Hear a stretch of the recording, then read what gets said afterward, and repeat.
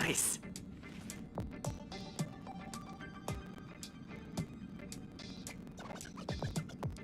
And test for audio. Jumping into the music.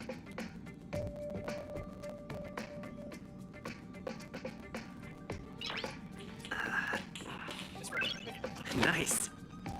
Yes, thanks, Alice, for editing the results of the stuff. And hey, folks, and welcome back to Honkai Star Rail. So, I already did all those many things I could do on the stuff, but I'm not gonna do this because my characters are not ready, and I'm close to level 45. I mean, close to rank 30 for the next level. Hang on, let me adjust the sounds for a bit, because music a bit too loud. There we go. Anyway, so before I proceed on to the, essentially the next area of the journey, I'll save this for another day, but I'm gonna cover these three, Starkers all in one broadcast. I'm gonna start off with this because this is the one that first showed up, and conveniently I needed to be in the Astro Express for this, because I need to find Himiko for that.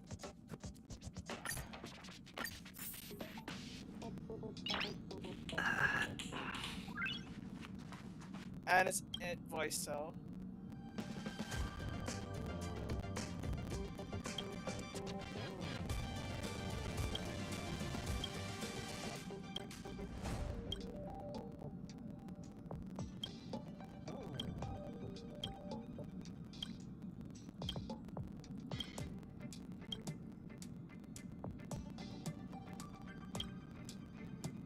Oh, wait, this one. It must be difficult for Asta. There we go. Being the lead researcher isn't easy. As soon as the Legion exits stage right, in comes the gossip. How does that saying go again?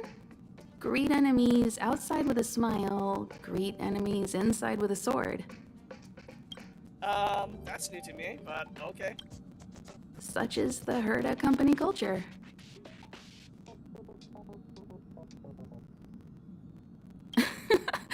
Herda doesn't really have anything to do with it. I'm afraid wherever you find people, you find gossip of some variety. Are you thinking of getting involved?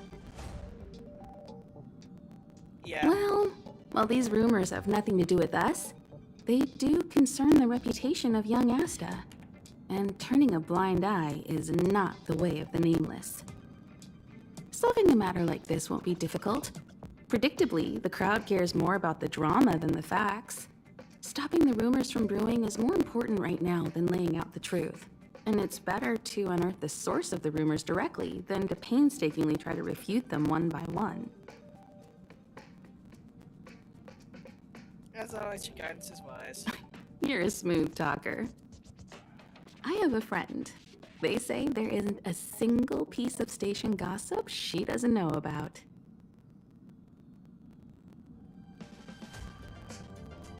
First of all, it's not me. Secondly, I don't make friends just for the sake of gossip. Sure. It's just that my friend is pretty amazing, and I think you might be able to extract some information from her. Let's see. Right now, she's probably slacking off somewhere outside the department. I don't know her real name, but she calls herself Gossip Monger. Alright, let's go find this gossip monger.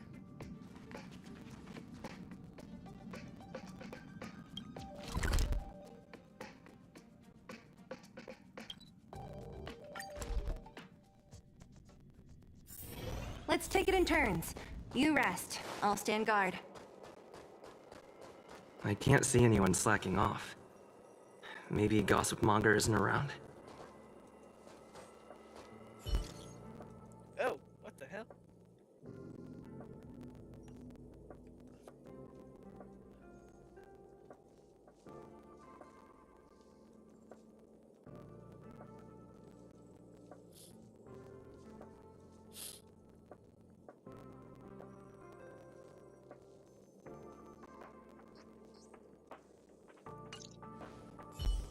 The rumors are already circulating.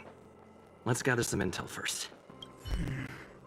Gossip monger only concerns herself with gossip, not the secrets within. There aren't many members in the Herder group, but news is still traveling so fast. This must be the work of something bigger.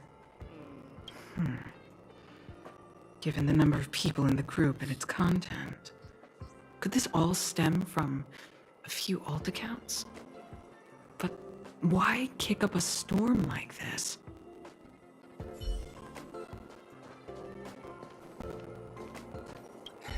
Why are you still here? Didn't your department call you to prepare for the emergency operation? No. I just sneaked out for a little while. What are the odds?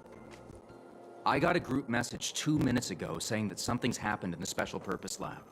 Somebody's trapped. The security department's blocked off the area around the entrance. The Special Purpose Lab? Then wouldn't Pamela, I mean, Gossipmonger, be... Most likely. No wonder she's not here right now. Oh, thanks for the slip up there.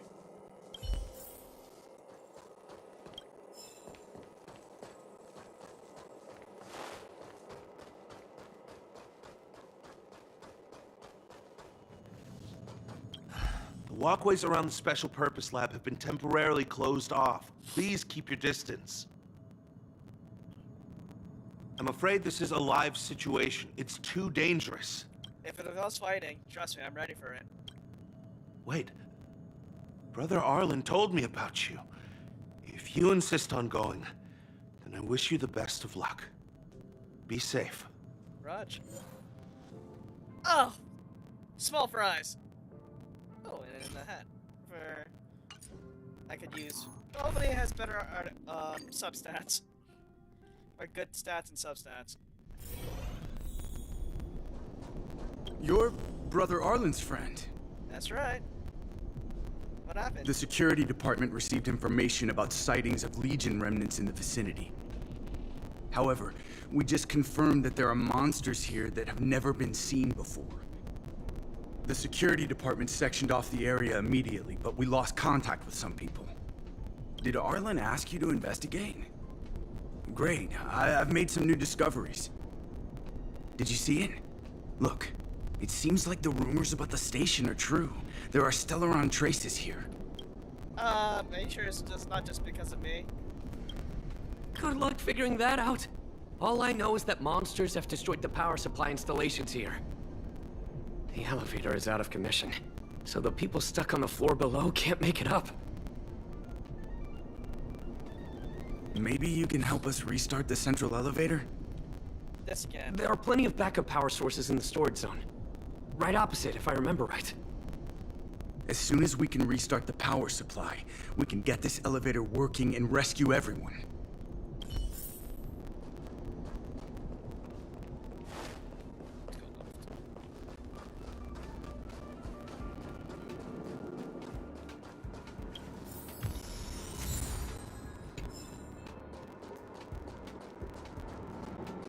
Oh. Oh, hello.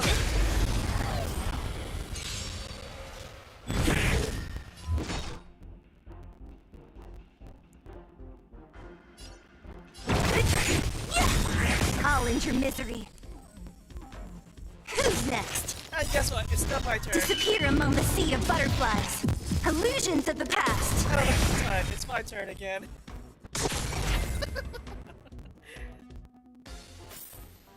A sharp scythe needs targets. Alright. Don't mess with me.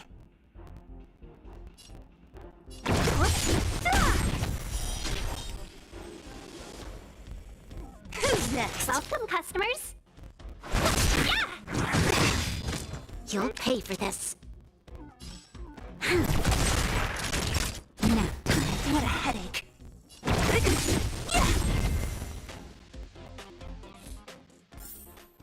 A sharp scythe needs targets. Yeah.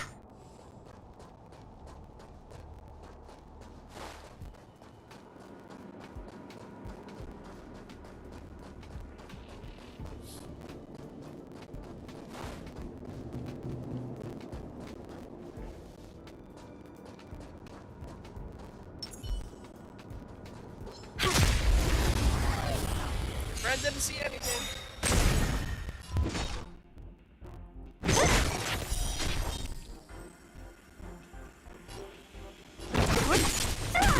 Let's be friends. This battle is unavoidable.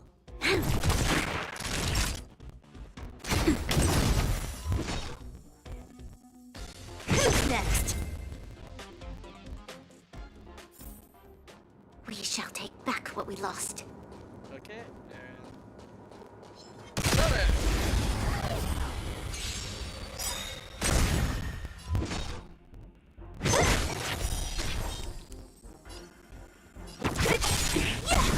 I'll free you from your chains. Disappear among the sea of butterflies. Illusions of the past.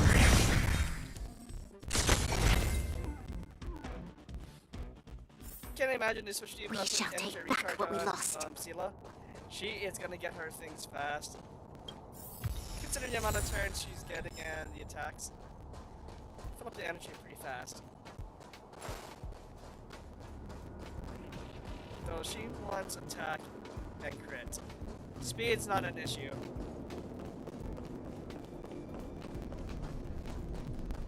Well, did you find the backup power source? Yep.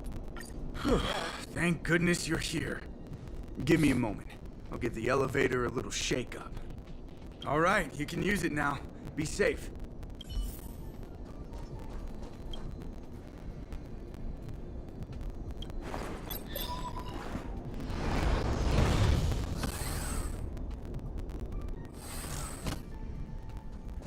Help! Somebody help! Wait, the elevator's here. We lost sight of Pamela. There's a terrifying monster over there. We didn't dare to go over on our own. Well, we found our target. Please save her. We'll take the elevator up. Please! Alright. Hang on. Hold on to your horses. As long as I'm not going up against a centaur, that fun would have been funnier.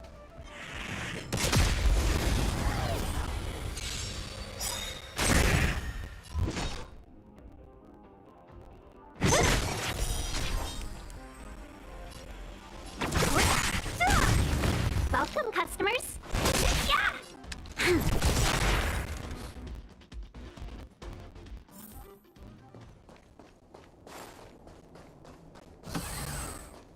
Oh, you're Pamela, are you? Oh, holy mackerel, you scared the stars out of me. You took your time. Are you Gossip Monger? That's right. I'm the one you're looking for. You knew I was looking for you. Of course. Not only did I know you were coming, but I also know why. I came to ask you something. You want to know who Richard Know-It-All from the Heritor Group is, don't you?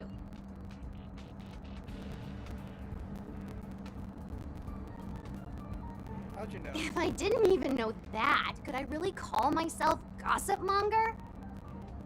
I'm a businesswoman, and we play by our own rules.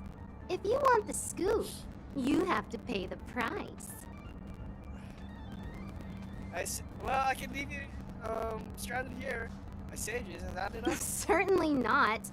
I have a very clear notion of how much different favors cost. Alright, we'll leave you alone. Have fun getting back up to the surface, and to everyone else. I don't have any particular hobbies.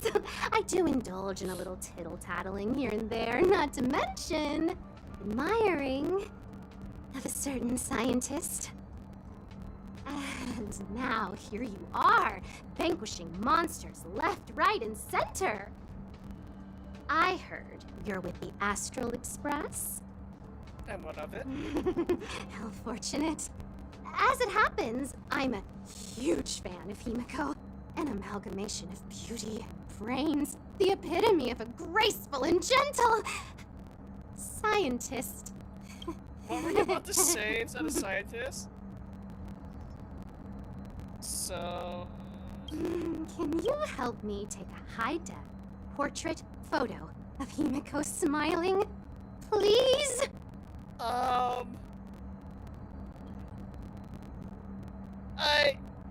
What? Make sure you capture her electrifying smile. The one that stuns people into a trance. That million-volt smile.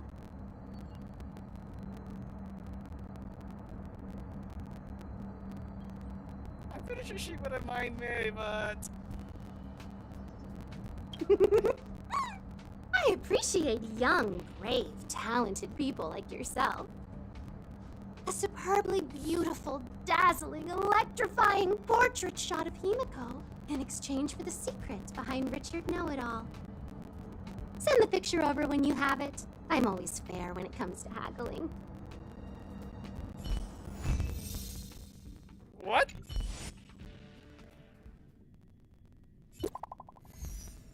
Oh, what's this?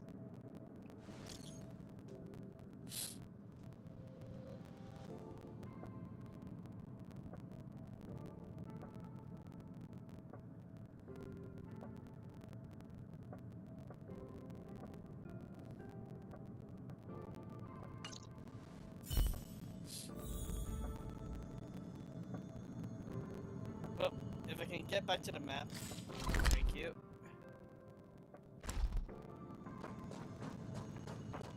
Oh, she's here. Okay, good. I don't have to go to the Astros first. Did you find Gossip Monger? What did she say? I gotta be honest with you, Himiko. Yeah. I knew she was weird. You said you were friends.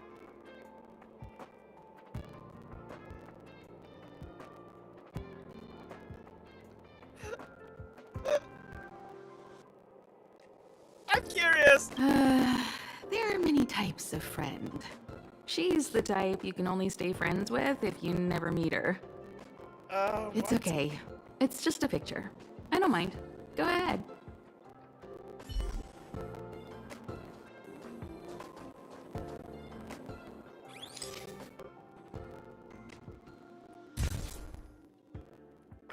Okay, I'll save this just in case. Let me see. Hey, you're pretty good. Oh, thank you. Huh? What are you taking pictures of? Well, what brings you here?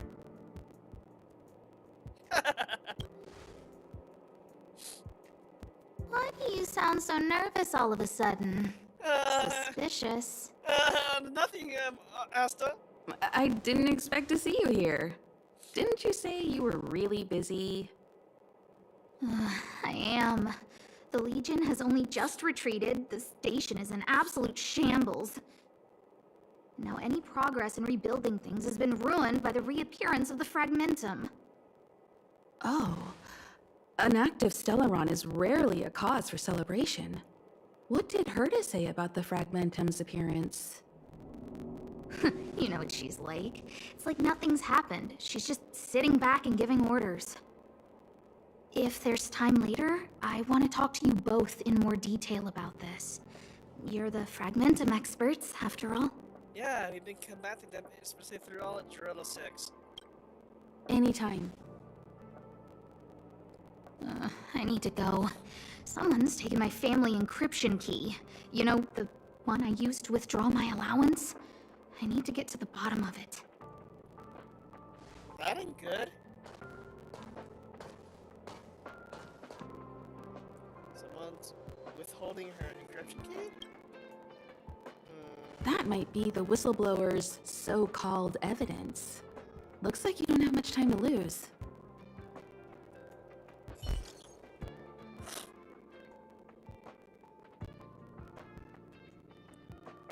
I don't see an image. Oh, and that's because I sent it.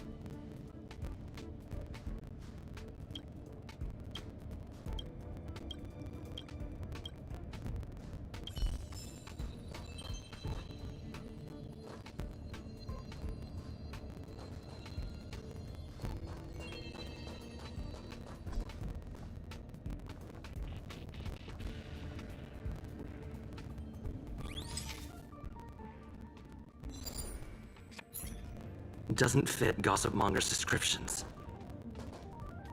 She said, a young man with black-rimmed glasses and a slanted fringe.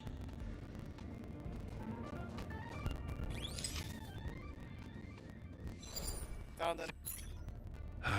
And you are? And you are? Oh, well done. You found me. So, you're here about the lead researcher's corruption. Anything for a good story, huh? I don't get it. You people live your lives for gossip. Wouldn't it be better to apply that drive to your research? Madame Herta would be delighted to see everyone working so hard. What encryption key? Have you been reading too many novels? You think there's some hidden heir on this space station with keys to the family coffers? Less fantasizing, more researching. You got it? All right, you want the scoop? Fine. I've backed it all up anyway. Here, take it. And let it be known that I, Richard Know-It-All, do not spread rumors. This is the receipt. See the title on this purchase order?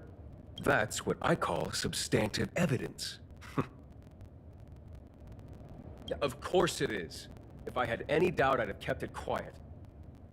I picked it up a few days ago when I was collecting a package. I saw a few receipts requiring the lead researcher's signature. The security department's head honcho, Arlen, he left pretty quickly when he saw him.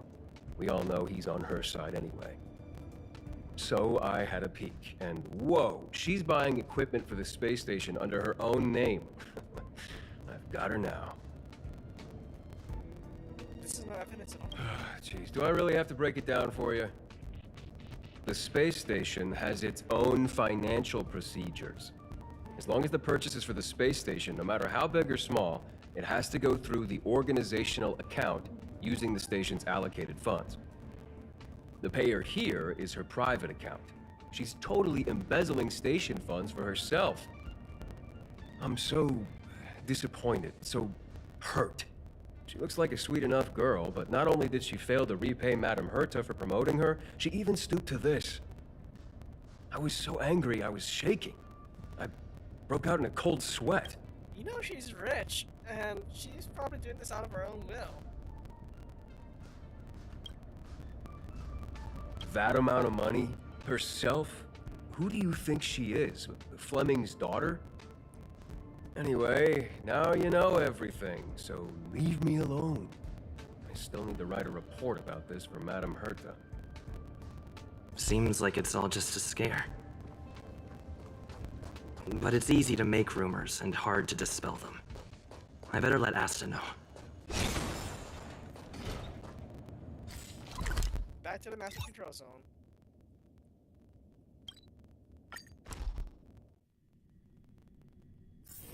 Let's take it in turns. You rest. I'll...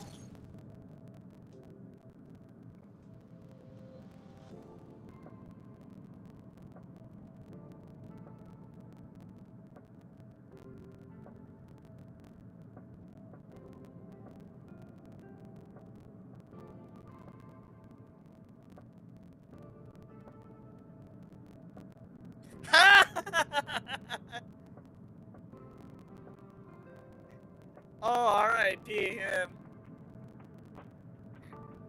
Wait.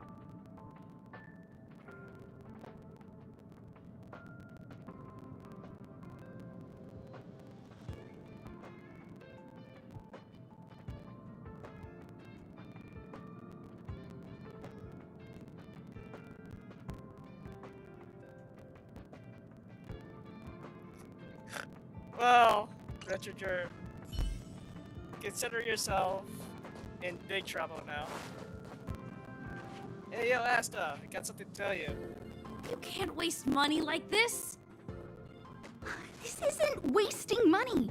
The IPC's budget is so stringent and, the process takes so long. By the time my application would have gone through, too much time would have been wasted. Ah. Do you know how much hardware was destroyed when the Legion attacked? And how many cables are currently out of order on the station? How is it my fault when I'm spending my own money to solve everyone else's problems? Give my encryption key back. I won't. You... Who gave you the right to tell me what to do with my money? You did. Well, I might have done that, but this doesn't count as wasting money. How is it not wasting money? We lost that finding device you bought during the Legion's invasion. Speaking of finding things, I did find one back in Jarilo VI. But anyway, in regards to this. All you had to do was check the inventory, and we could have replaced it. Why did you make a new order? And that Star Knot fleet from the last time? Star Knot? I did make an order, but it didn't go through. I was just trying to improve security measures to make sure attacks like this don't happen again. If the money wasn't spent, then it doesn't count. Anyway... Are you here for something? That's a very abrupt way to change topics, but... Please, tell me why you're here.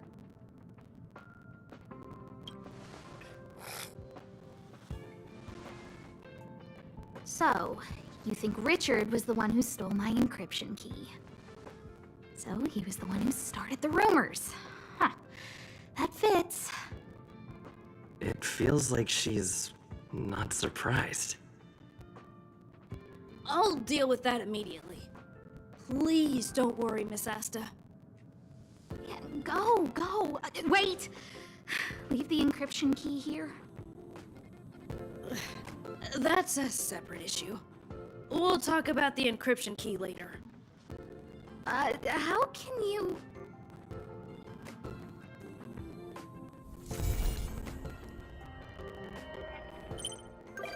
Oh.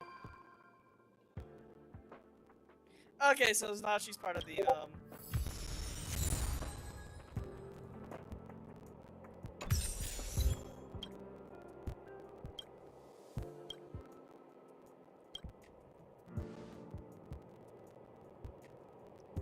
Oh, wait, what's this? Sorry, give me 1 second, folks.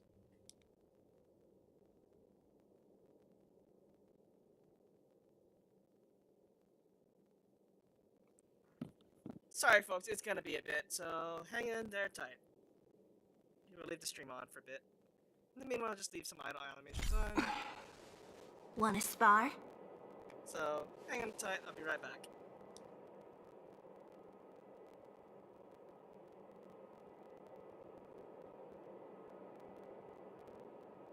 Huh?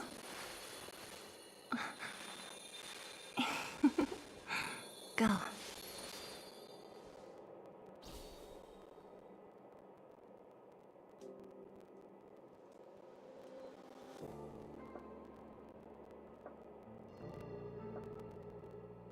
Huh?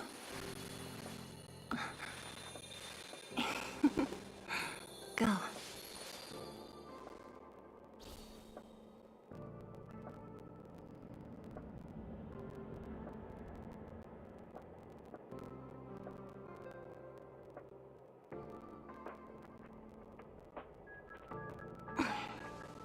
Wanna spar?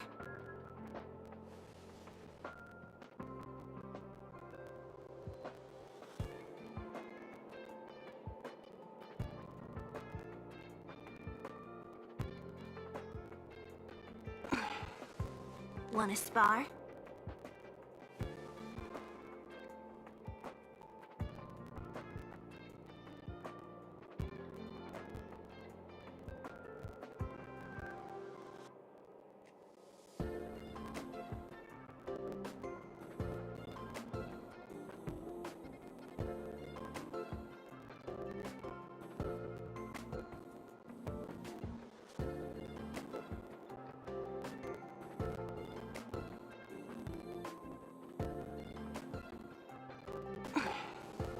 Wanna spar?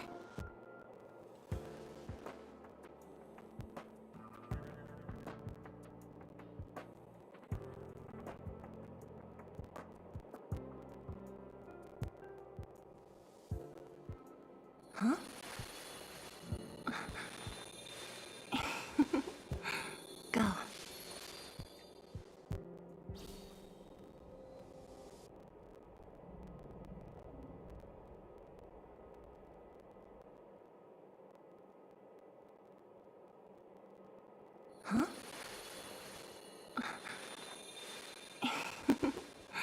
Go.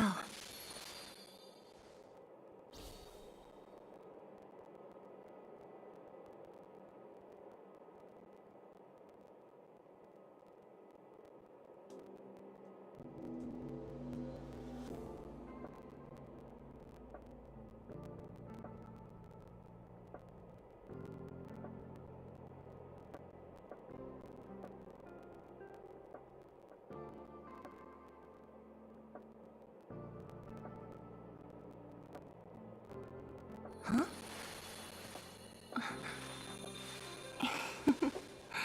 Go.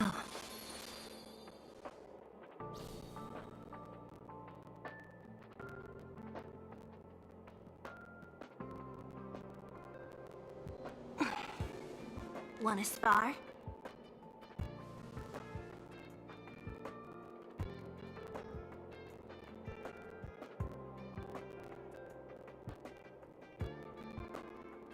Huh?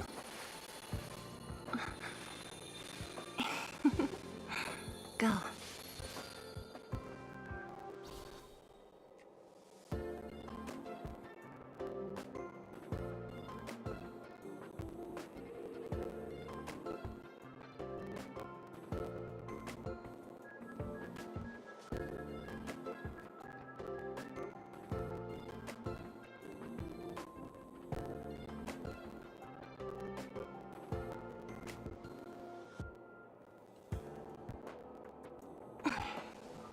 Wanna spar?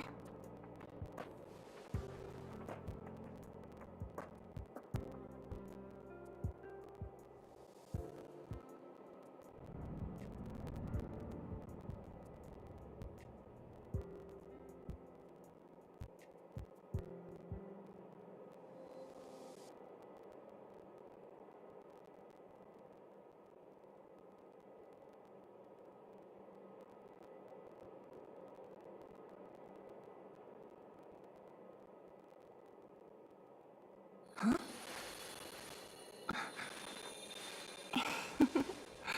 Go.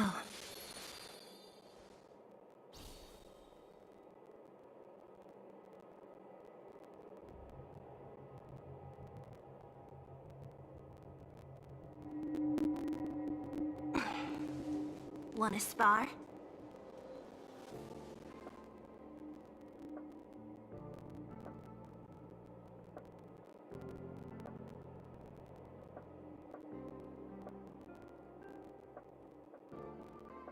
Huh?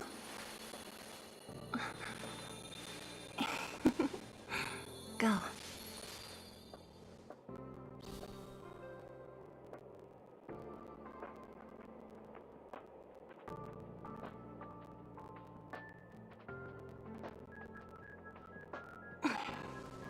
Wanna spar?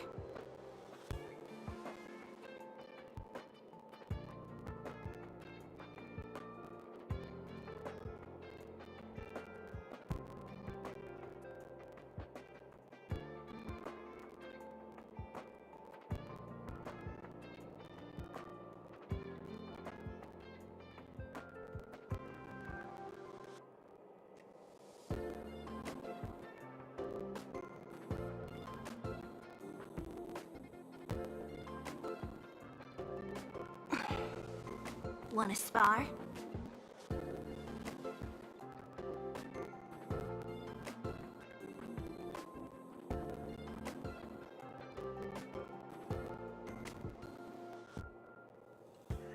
Okay, and I'm back, and just make sure the audio is working again.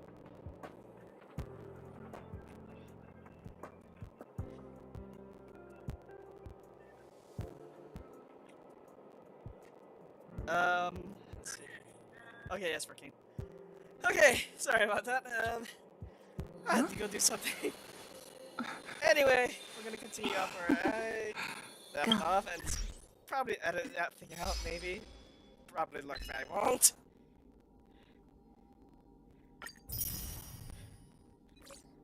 Alright, so that's all of the space station things for now.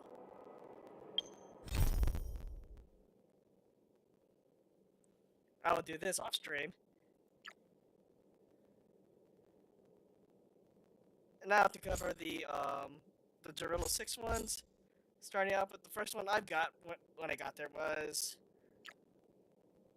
this one, which involves Hook now. So, without further ado, let's go ahead and continue. Let's take it in turns. Oh, You what's rest. this now? I'll stand guard.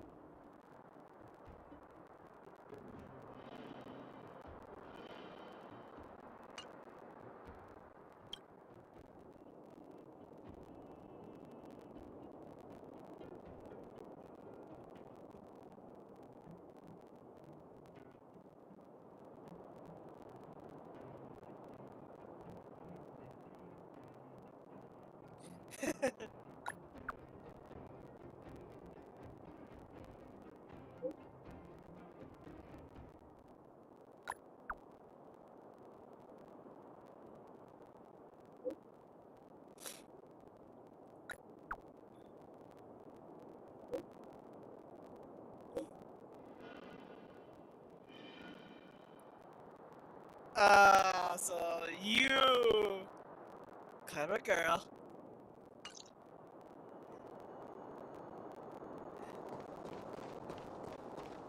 When do we go Anyway, home, now let's jump into Hook's character quest.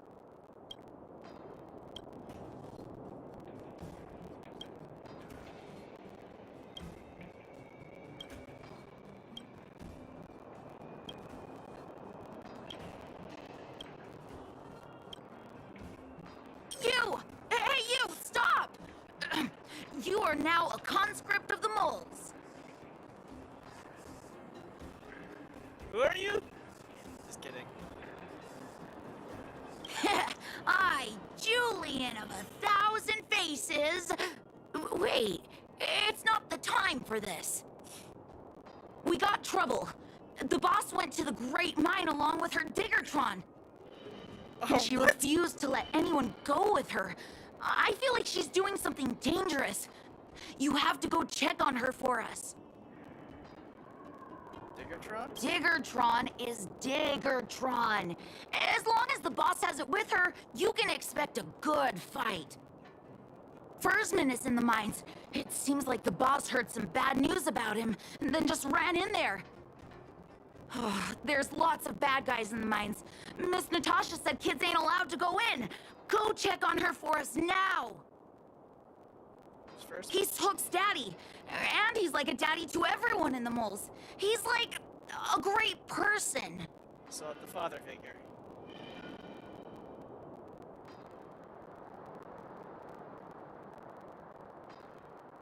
Thank you. Please hurry.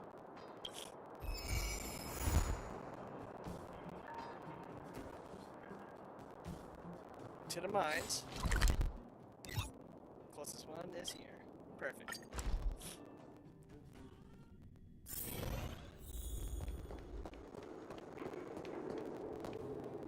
Calm down, calm down.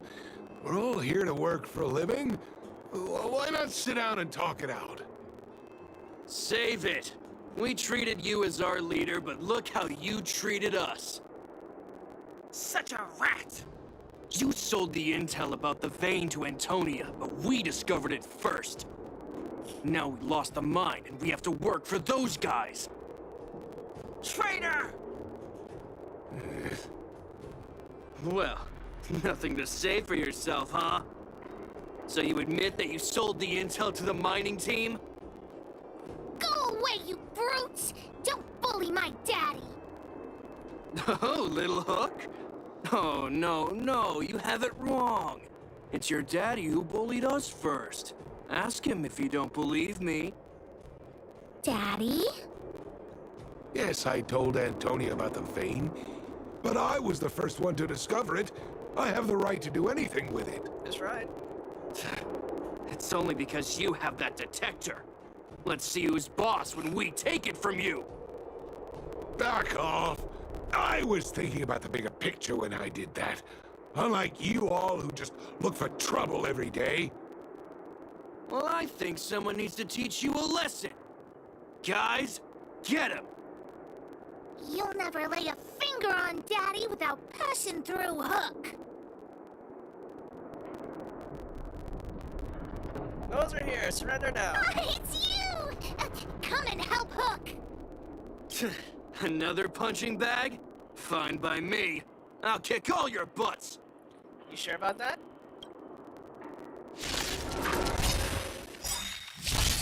What a headache.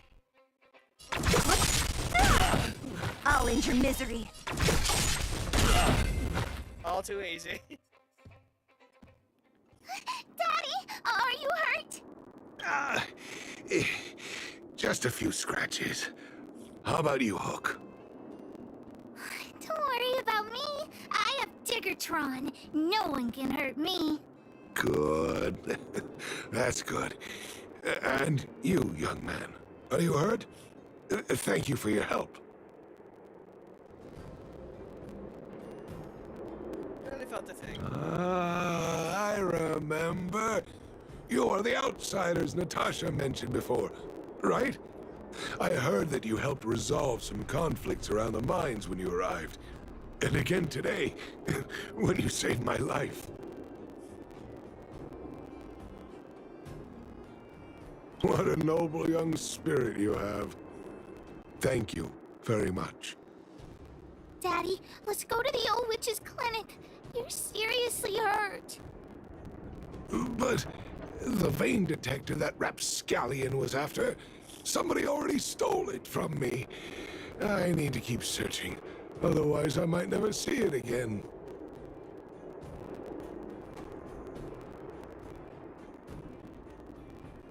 I did a connect. Don't make me worry. It's just a tool. I guess I should let it go. Let's head to the clinic.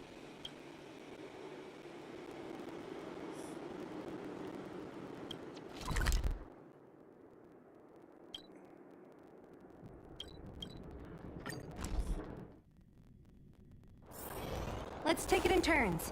You rest. I'll stand guard.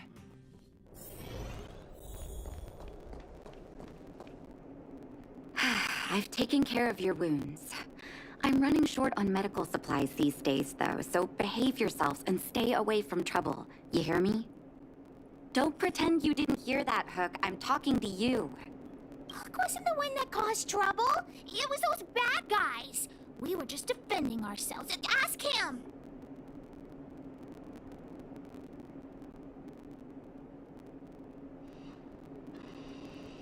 Boss is always right. See? I'm referring to Natasha. You are gonna spoil that kid. I was referring to you, but... That's enough for now. I'll say this one last time, Hook. If you cause any trouble again, I'll take Diggertron away. Do you understand? Hook understands. The boss of the moles should stick to her word. I have patients to take care of. See you later. Thank you again. If it weren't for you and Dr. Natasha, Hook and I probably would have been in big trouble. What happened exactly? Well, a few days ago, I found a geomarrow vein using a vein detector, and I sold this info to Antonia, a supervisor of the mining team. Then, those vagrants heard about it and accused me of being a traitor. They believe that since I'm also a vagrant who came from another mine and ended up in here for a living, I should naturally be on their side.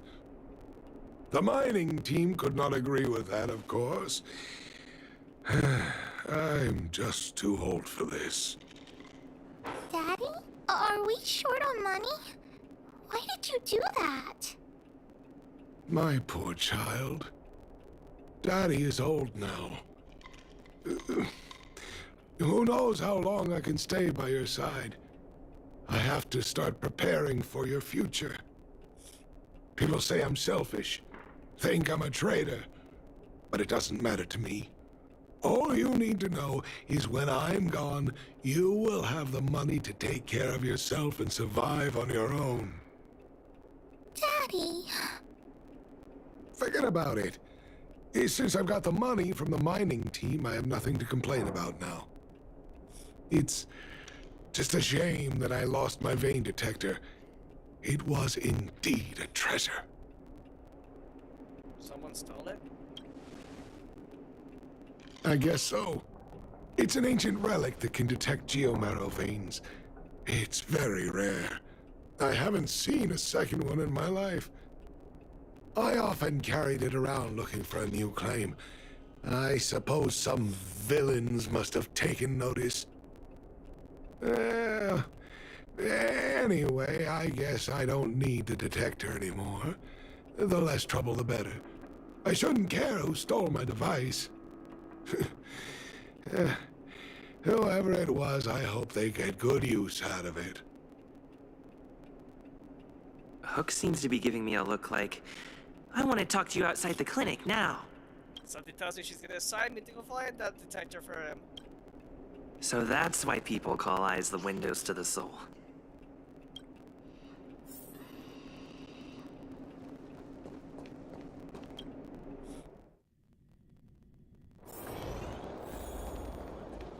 Wait! Hook needs you to help with something. Leave it to me. Well, I haven't said what we're gonna do, but that's the spirit. You truly are an honorary member of the I'm mold. getting out of what it is. That detector is Daddy's treasure, so I gotta get it back. You'll help me, won't you?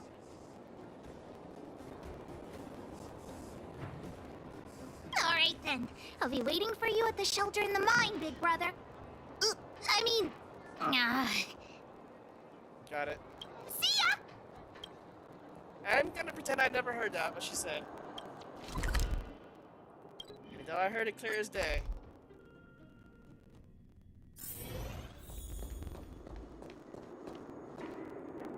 Too slow, honorary member of the mold.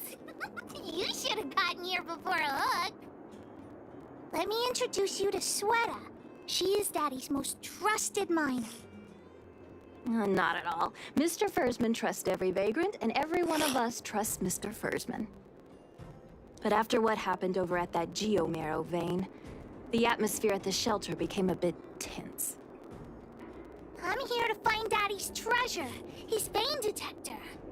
I heard that someone stole it. Is that true? Well, I would guess that's probably true. After the conflict in the mine, Wildfire gathered everyone out of the shelter and took a head count to check on the wounded. 4 people were not there.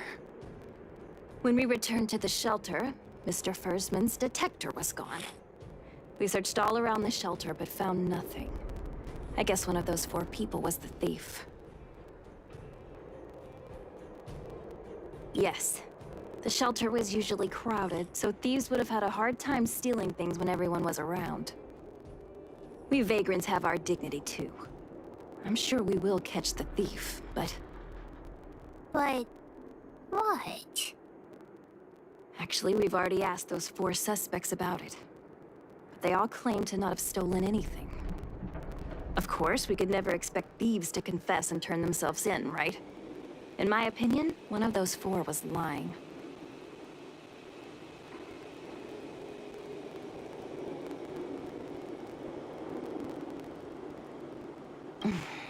Doesn't seem likely. All 4 suspects are at the shelter. If you're feeling confident, why not give it a try? Maybe you can determine who the thief is. Adults are so dishonest. Hook's gonna question them one by one.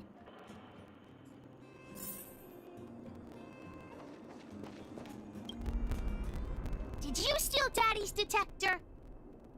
Nope. I'm no thief. Really? Then you better answer our questions honestly. Ask away.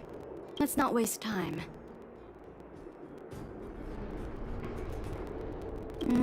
Spacing out. Didn't notice anything.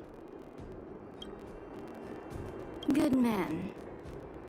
But a bit of a cheapskate. Nope. What detector? Hey, would you mind talking more nicely? What? I always talk like this. I don't feel like she's the thief. Ooh, excuse me.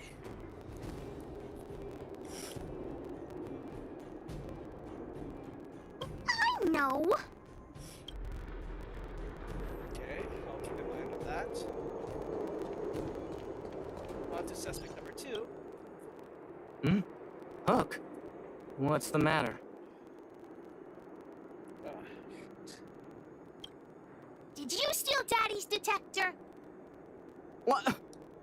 Oh, if I'd known I would become a suspect, I wouldn't have gone out at that time. How foolish of me. We just need you to answer a few questions. Okay. Ask away. It would be good to clear myself of suspicion. Nothing special. I just went out to get some fresh air. Oh dear, oh dear. I know that's a lame alibi, but I swear it's the truth. Mr. Firstman, he's a good person. Though... Oh, never mind. Okay, that sounded sus. Sorry, I might have to put stuff. Just got a bleeding though, so give me 1 second, folks.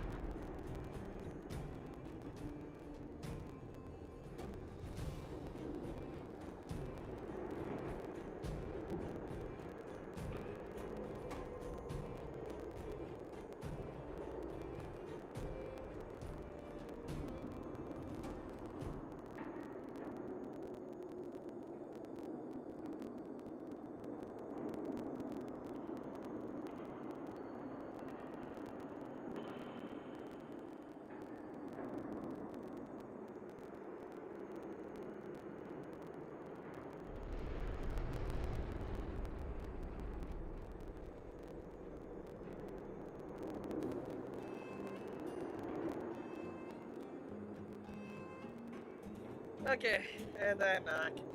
And I have a right to cover over the bloody nose, but continuing on with the story. Oh, no, no. I must sound very suspicious, but I really didn't do anything. You have to believe me.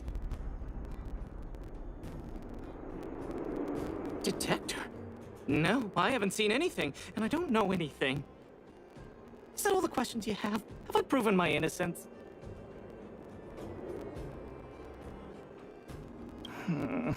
Oh dear. All this waiting around is enough to make me even more anxious. Okay, I'm gonna switch you over to the controller for a bit.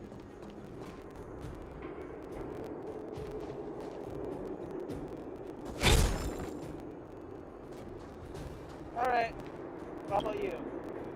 Did you steal Daddy's detector? What? How could you say that? You're gonna make me angry. You know what a businessman values the most? Reputation. If your slander ruins my reputation and harms my business, you'll pay for that. Well, then answer our questions. We'll decide if we believe you or not. I have the right to remain silent. That's us. I withhold my opinion toward this question. No comment. Ugh, you... I'll give you one more chance. Think carefully and give your answer to Diggertron this time.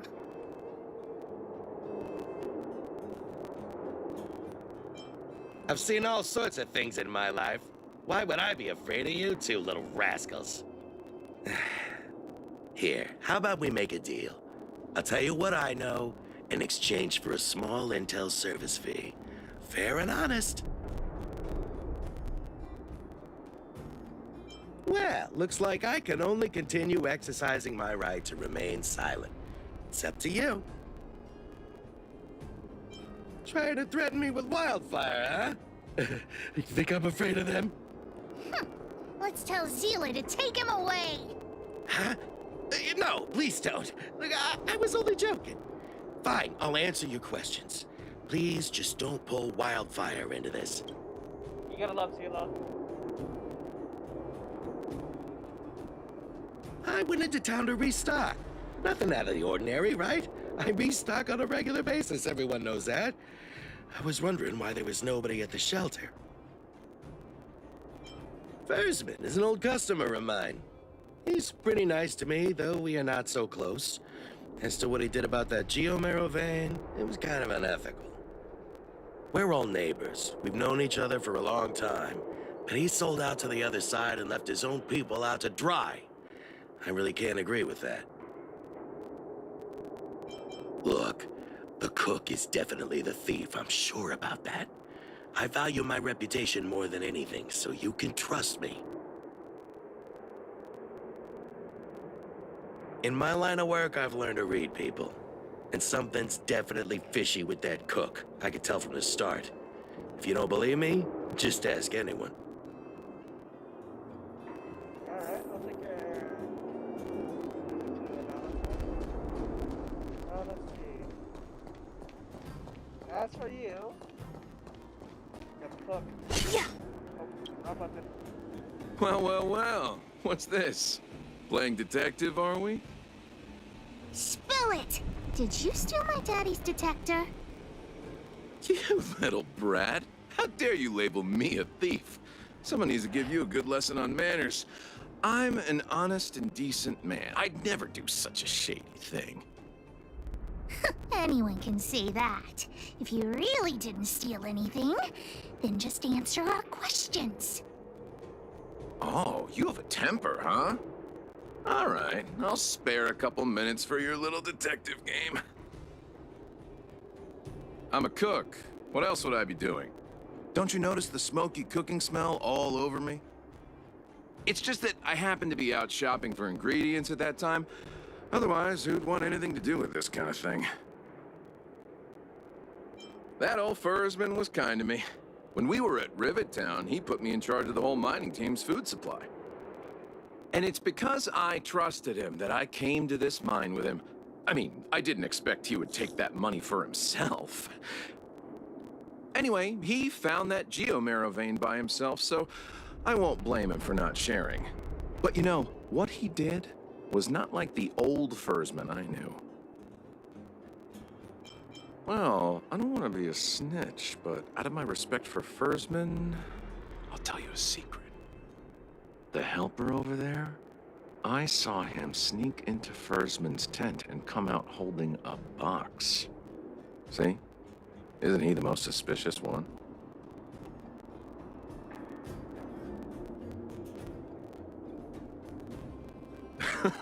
I don't care if you believe me or not. I've told you all I know. Now leave me alone if you don't have any more questions. I'm busy. That's sus. Hook's head is spinning. Do you remember everything they said? Don't worry, I've written it all down for you. Remember, among these 4 people, only the real thief would lie. The cook said the helper did it. The tailor said it wasn't her. The merchant said it was the cook, and the helper said it wasn't him. So, do you know who the culprit is?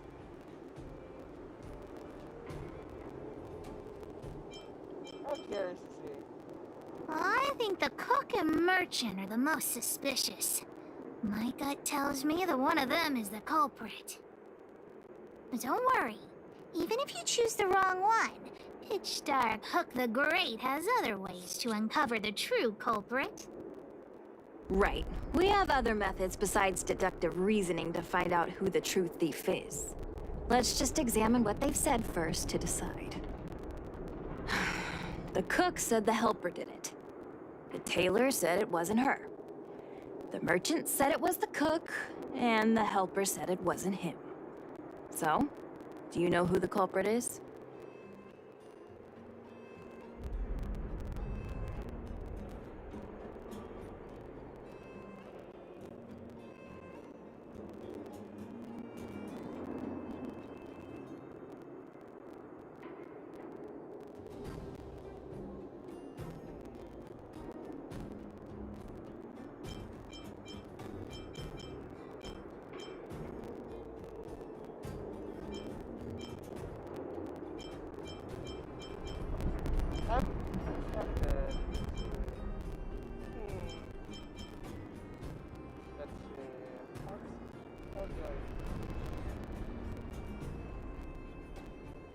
One of them is a lion.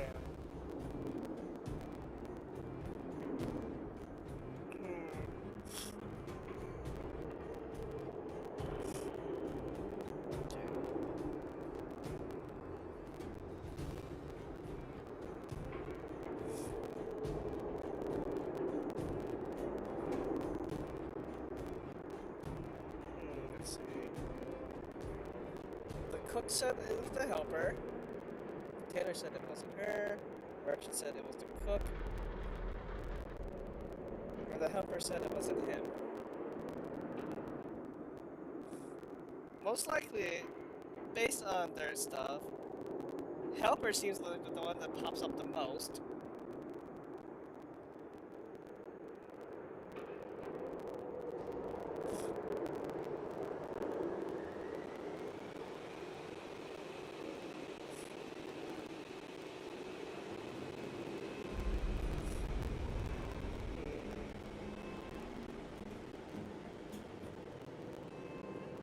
It could be.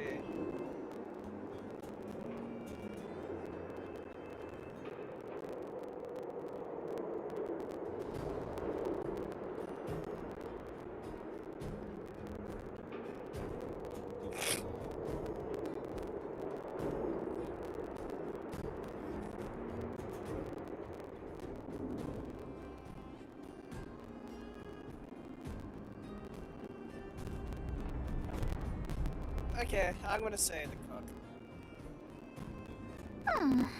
I don't know why, but I'll trust your judgment.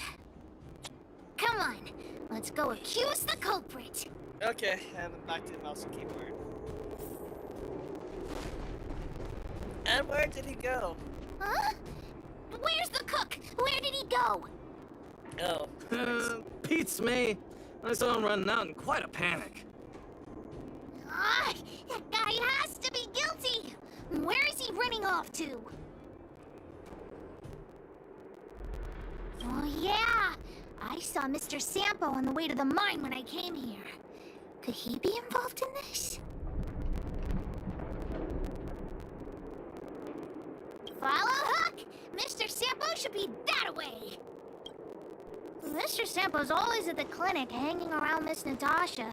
Hook thought he was really sick or something. If he's working with the thief, then he's also a bad guy. Shampoo, you better explain yourselves. Hang on, cookie.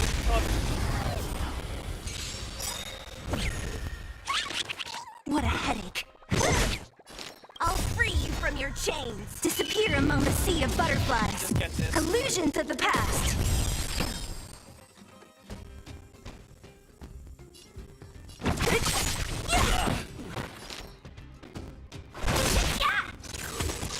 Troublesome. This battle is unavoidable. Don't mess with me. Who's next? Welcome, customers. You'll pay for that. That'll...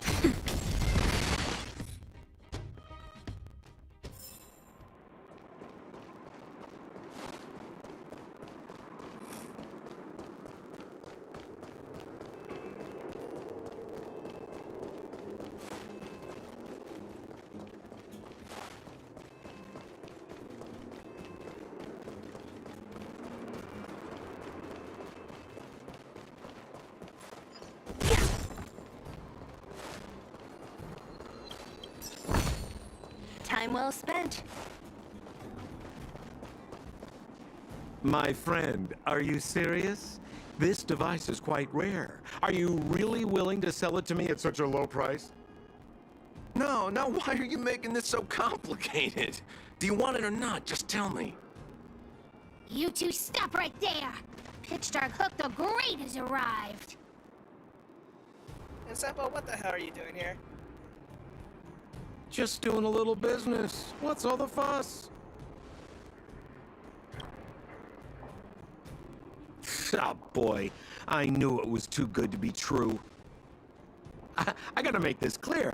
I have nothing to do with this fella. You have to trust me. Miss Hook, please, don't point that thing at me. It's scary. Hey, how can you sell me out like that? We had a deal. You stole Daddy's treasure! Diggertron will not spare you. This is all that old Versman's fault. Just because he has this device I'm holding, he can make a fortune. It's not fair! Well, it seems you guys have some issues to sort out, so maybe I should leave. There we go.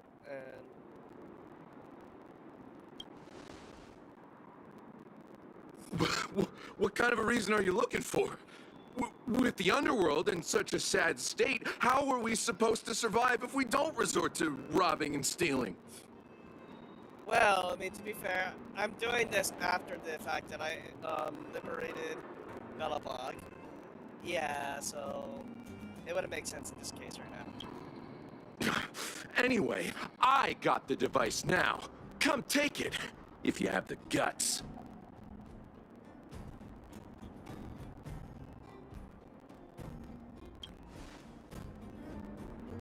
Diggertron, get ready.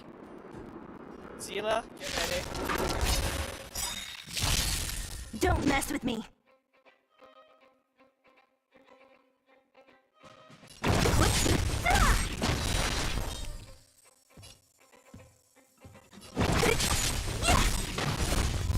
Disappear among the sea of butterflies. Illusions of the past. You sure talk tough for someone who can't fight.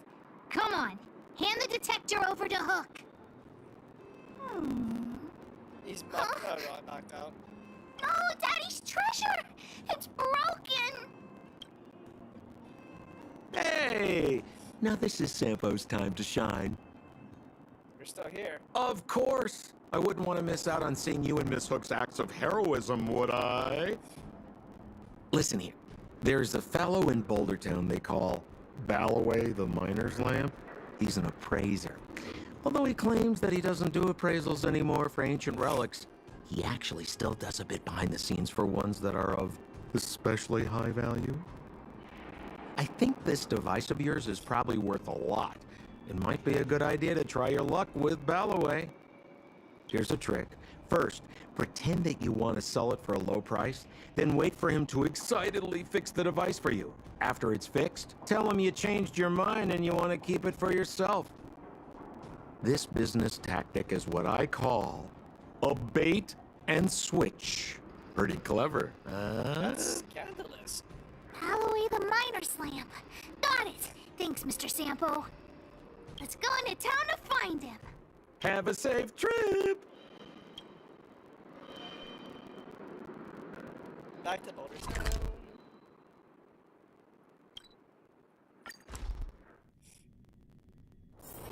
Let's take it in turns. You rest. I'll stand guard. Yo, can you help us fix this device?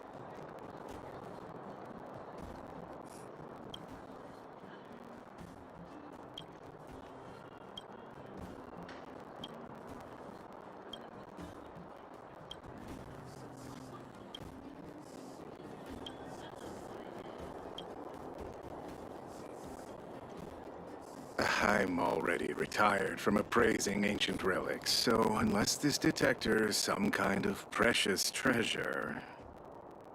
Oh, look at this! The detector's probe broke off. Can you fix it?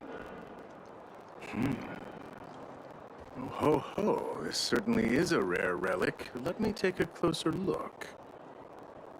Yes, look extra close. You have to help Hook fix it. This device. I've been in the business for a long time, but never have I seen an ancient relic like this one before. I think this is probably beyond repair. But still, it is a rare treasure. Even broken, I'd be willing to pay a high price for it. What do you say?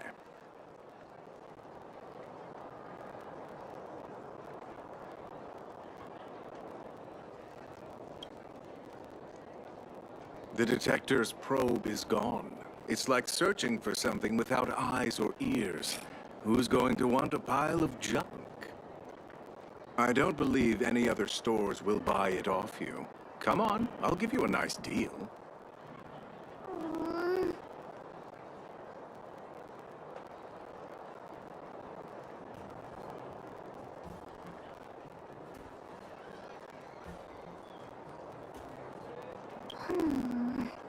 All right then, let's go find Daddy.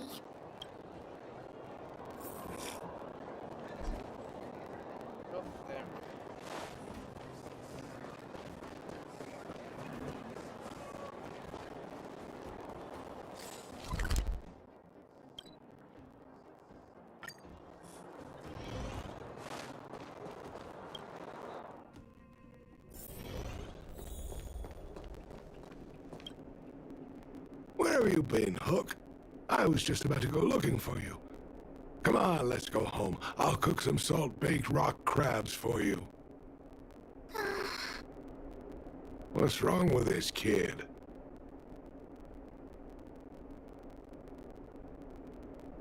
Vein detector? The one I lost? But Big Brother and the Hook helped Daddy catch the thief that stole it. But Daddy's detector is broken. It's all my fault. If only I could have found it sooner.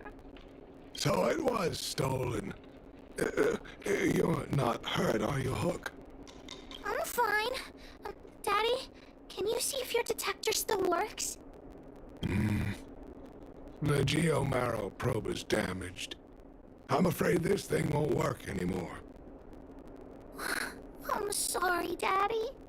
I didn't help one bit. What are you apologizing for?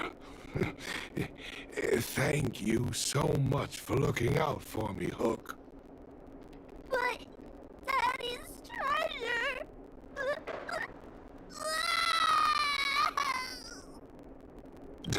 Don't cry, Hook. Daddy's true treasure has been here all along. It was never lost or broken. it's you.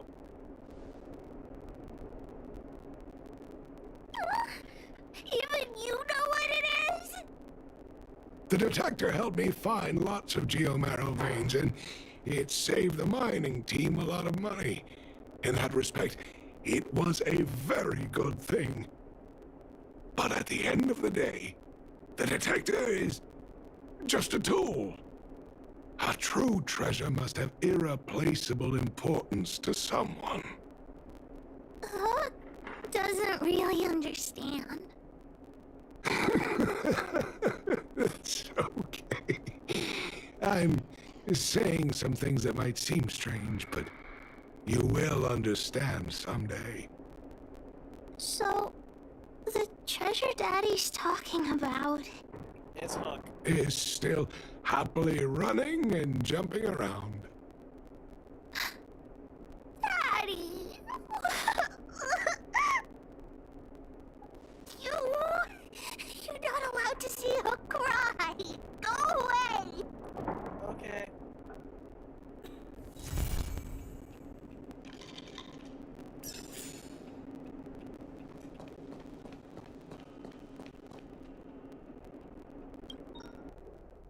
Oh, what was that? I saw that. Well, I thought it's just 3.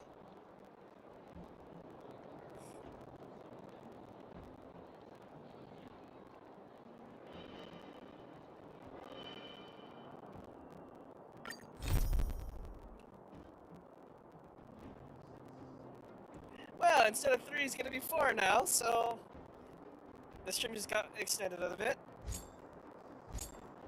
So we're still dealing with Hook now, so... Oh, hi. Speaking of Hook... Honorary member of the Moles, listen up. Thank you for helping Hook find the detector. But now, Hook needs to ask you another favor. What is it? All ears. Hook and Daddy's birthday is approaching. Every year at this time, we exchange gifts and celebrate our birthday together. Yeah? What's the problem? Nothing? Daddy's job has been more difficult since moving to Boulder Town. He gets home really late every day. I don't want to use his hard-earned money to buy a gift.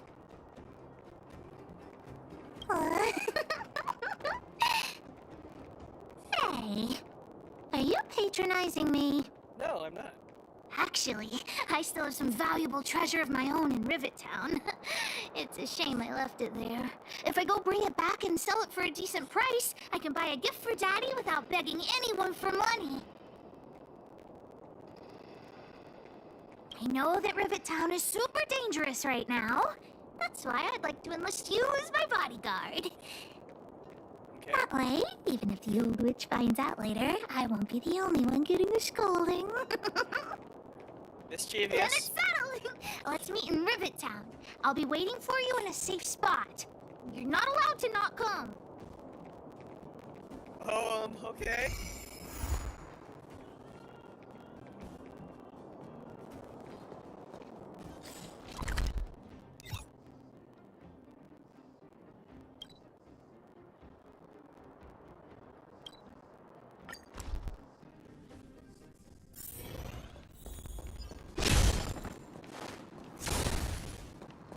What is this? Oh, for the, keys.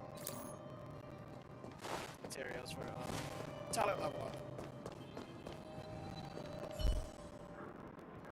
What took you so long? Hook's been waiting here for ages. There's something called a loading screen. Well, it wasn't actually that long. As long as you're here now, it's fine. I got some good news and some bad news. Which do you want to hear first? Good news? Julian is willing to contribute to our adventure. Look, he gave me this gardening shovel. And The bad news is that he asked us to help him get some treasure. Otherwise, he'll tell the old witch about our plan. what a snitch! Are you really scared of the Natasha? No, what nonsense! No, nobody scares Pitch Dark Hook the Great. Oh, sure. Well, the treasure won't grow legs and find us, will it? Come on, let's go.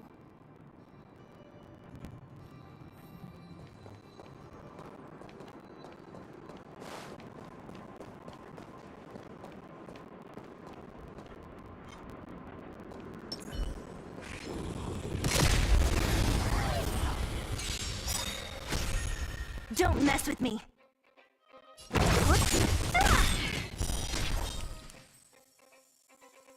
Who's next? Welcome, customers.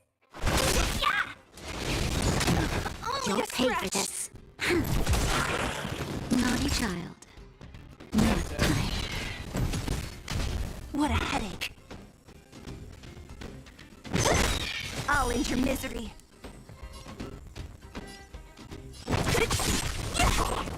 Let's be friends. This battle is unavoidable. We shall take back what we lost.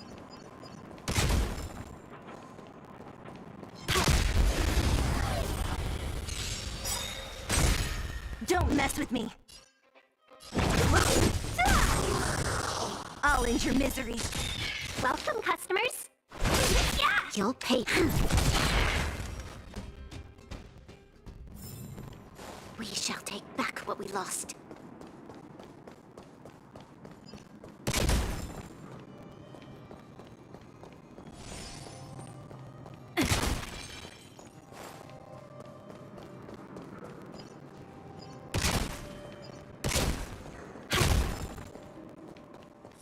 Julian's adoptive parents used to own a business in this area.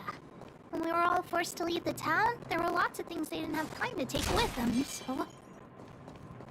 Shouldn't be too hard to locate his treasure. A star by hook.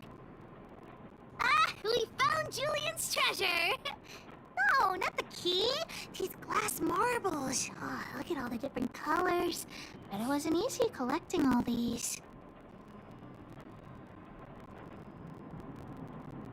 What? You don't know? Have you never played marbles before? I don't. By the way, what does this key open? Oh, maybe Julian knows. What's that look on your face? Oh, I get it. You don't think this jar of glass marbles is worth anything, right? Don't even try to pretend otherwise. The look on your face sold you out. Let me tell you something. This jar of marbles means a lot to the moles. Okay. Julian used it to help the moles overcome a super huge crisis for which he was promoted to second in command. It was a super huge crisis that jeopardized the moles' honor. In the past, the kids in town were arch rivals to us at the orphanage. Those kids used to bully us, relying on the pocket money that their parents gave them. One time, they sent us a formal declaration of war, challenging the moles to a marbles competition. Wow. We were all well aware that we didn't stand a chance. We at the orphanage only had some old glass marbles we scavenged from the side of the road, which were no match for those rich kids' marbles.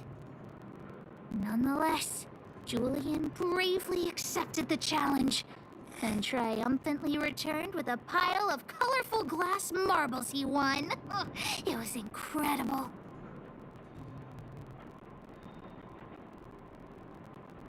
Yep. So, now you know why you wanted us to find this treasure. All right, enough chit-chat. Next, we need to find my treasure. Time to get to work.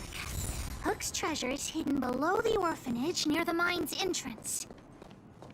This doesn't feel like the Rivet Town I remember. Do you think the orphanage is like this now, too?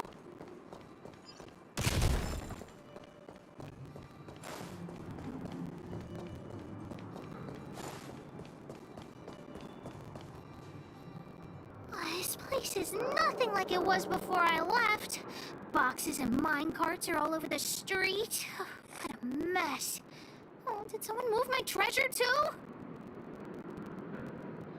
I used to keep it in the mining team's junk pile.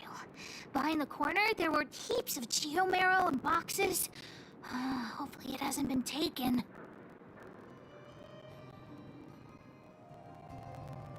Well, that's all I can recall. But don't worry, I'll look with you. I may even find it before you.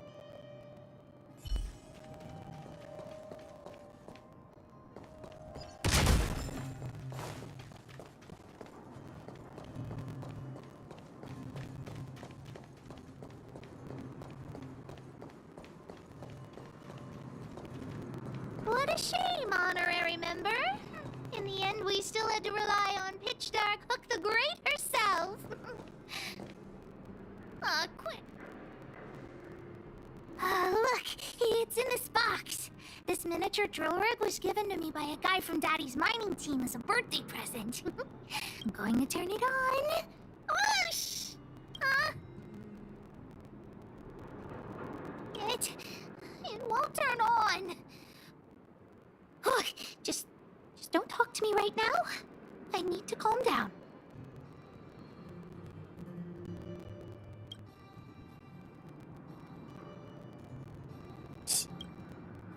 Honorary member, I wonder, how much do you think Julian's glass marbles would sell for?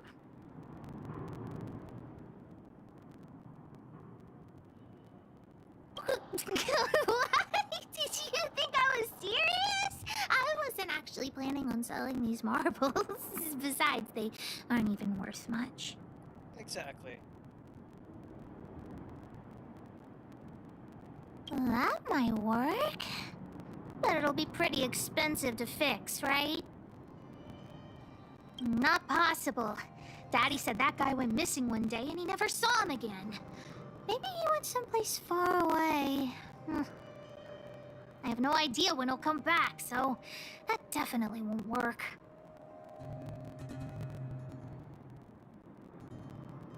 Oh, wait a second! I hid another treasure at the orphanage! I don't want to sell it, but if I want to buy Daddy a gift, I don't have any other choice. Honorary member, please, please help me look for it. Just one more time. Ah, yay, let's go!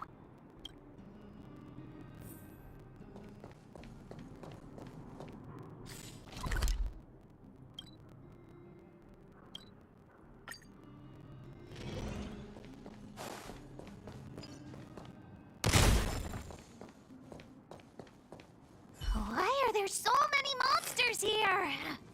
I need to deal with them first.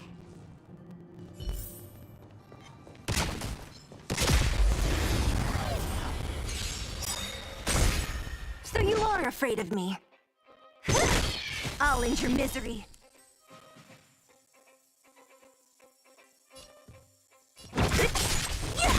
Welcome, customers.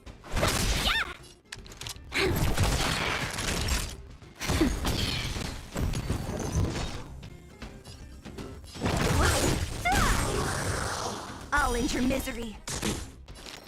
I'll free you from your chains. Disappear among the sea of butterflies. Illusions of the past.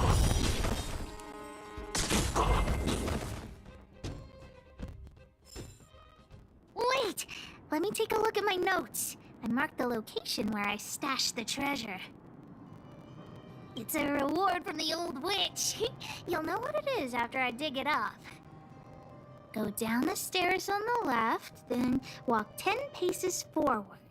Turn right, walk another 15 paces, spin around 10 times, then keep walking forward. Oh no! I'm doomed! The second half of my notes are completely ruined!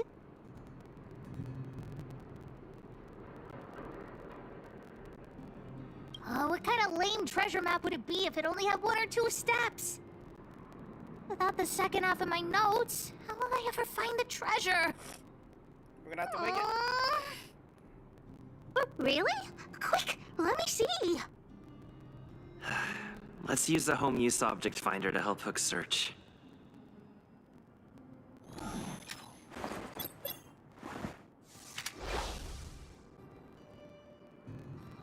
Beep, beep, beep. I need the home use object finder at your service. Please say the target object you want to search for. Oh, wow. This little thing, it can talk? Wow, you can talk as well, little thing. Aren't you sassy?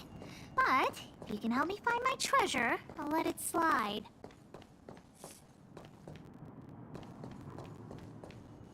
Oh, right. What's this? Oh, looks like something is written on it. For Julian, 50 years in the future. Whatever. Since we've already dug it up, let's open it.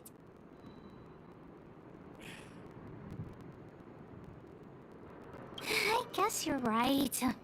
We should wait 50 years before opening it. Let's take it back to Julian along with the glass marbles.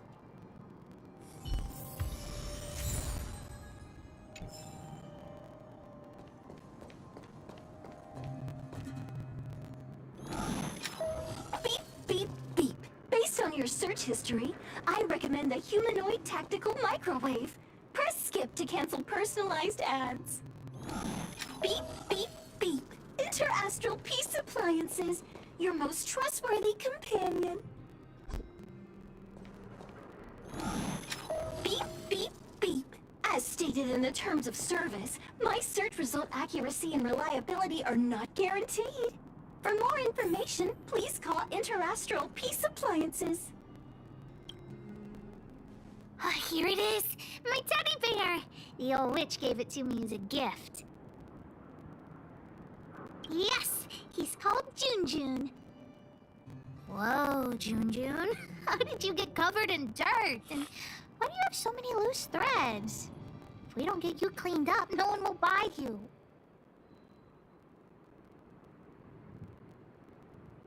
The old witch said that Junjun isn't just any old teddy bear. He'll be worth a lot of money once he's cleaned up. There's no other way. I haven't learned to sew yet. I'll have to ask the old witch for help. If she finds out I went somewhere I shouldn't have gone, Hook will get lectured all over again. What? So what if the old witch yells at me? Hook still has to prepare the gift for Daddy. We found the treasure. Let's split. The monsters here give Hook goosebumps. Ooh, too scary. I'm warning you. Don't you dare tell the old witch about Hook's plan to sell the treasure.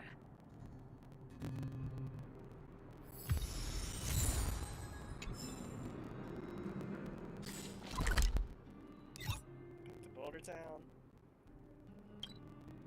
And funny enough, the next quest I have to do is Natasha's, so... If there's nothing pressing, let's take a walk.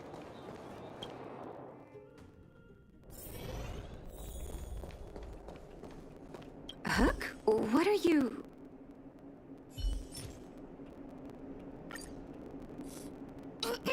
Natasha, Junjun's in bad shape. Can you help me fix him? I remember giving you Junjun. I haven't seen this fella in years. Where did you find him? The wind brought him back to me. Hi, my name is The Wind. Be honest with me, Hook. Big brother helped me find him in the Rivet Town orphanage. You had him take you to the Fragmentum just for this teddy bear? Hook, how many times have I told you? Natasha, please. Please help me fix Junjun. I'll clean the clinic for you for a whole month. You say that every time, and then... Great! See you soon! Big brother, I'll leave Junjun with you. Great. Thanks, Hook. What am I going to do with that girl? You shouldn't indulge her, outsider. I know it's difficult to tell Hook no, but sometimes it just has to be done. Junjun. So she gave her bear a name, huh? I've lost count of all the tolls I've made. To be honest, I wasn't expecting her to like this one so much. It was an award I used to give the kids in Rivet Town for good behavior. Can you imagine what an orphanage is like with so many difficult children? I had to come up with a solution to get them to behave. Hook pretended to be well-behaved for a month in order to get Junjun. She ate on time, slept on time, even stopped fighting with the other kids.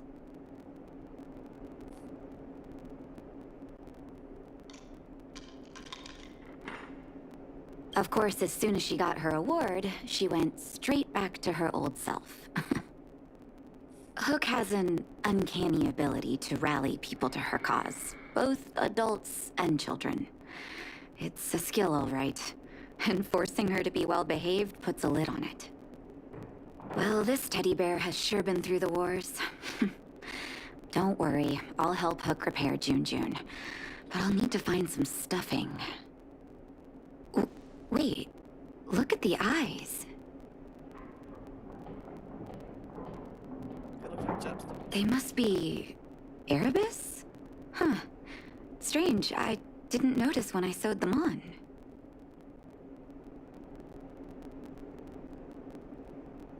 I'm no appraiser, but these two gems look to be high quality. Well, our war-torn bear here just became a priceless doll. Not bad, Junjun.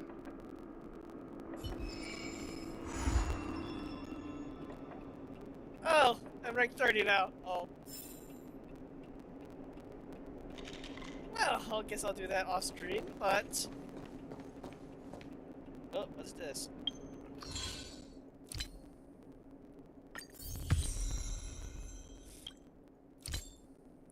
That's a big jump. Dang. Yes, give me all of those.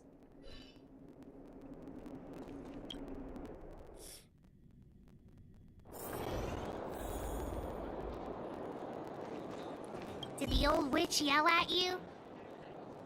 She didn't. What? Why'd she only yell at Hook? Never mind that. You didn't tell her what I was really up to, did you?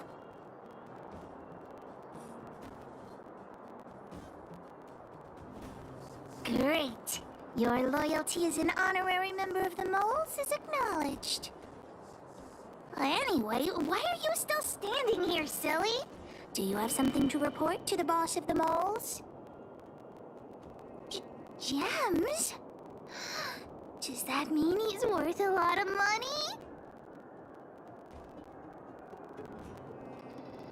What are you talking about? Of course I do. If the gems are expensive, Hook can buy a better birthday gift for Daddy. I don't want to keep June's eyes. If some kid gets a June with no eyes, they'll be sad, right?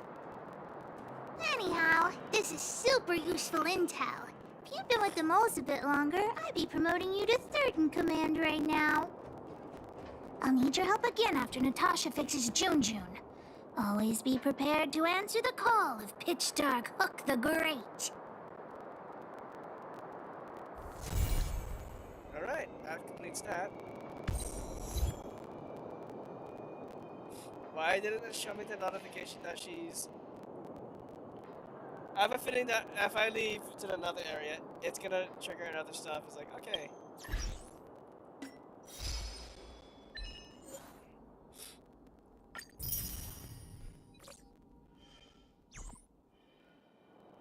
Okay, I'm going to activate the other one and see what happens there. And I need to talk to Natasha. Okay, she hasn't said anything, so I guess another part of Hook's thing is going to come back soon enough.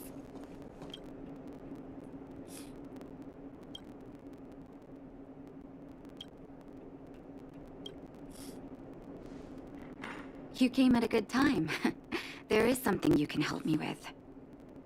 According to my patient records, there are a few that haven't come for their follow-up visits. It happens from time to time, but never as regularly as this. I'm a bit concerned. Have you heard of the Complex Illness Mutual Aid Society? No. I agree. Generally speaking, mutual aid societies like these allow patients to share their experiences and support each other. It's a way of countering all the negative emotional effects of being ill. But there might be more to this society than that. I've got a few patients who have started refusing treatment since joining the society. It certainly makes you wonder. The most suspicious part is that no matter how much I ask, no one's ever willing to tell me anything about it. And that's where you might be able to help. So you want me to go undercover? It sounds dangerous, but what I want you to do is actually very simple. Investigate this so-called mutual aid society and find out what exactly they're up to. If I find out they're preventing me from doing my job, or if they're bringing harm to my patients, I won't just sit on the sidelines. Can I entrust you with this task?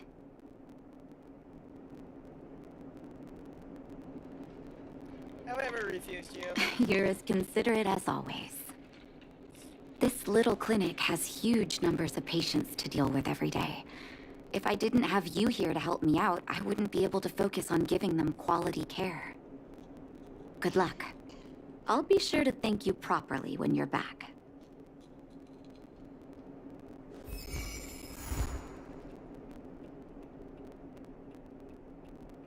Okay, let's head over to the next one.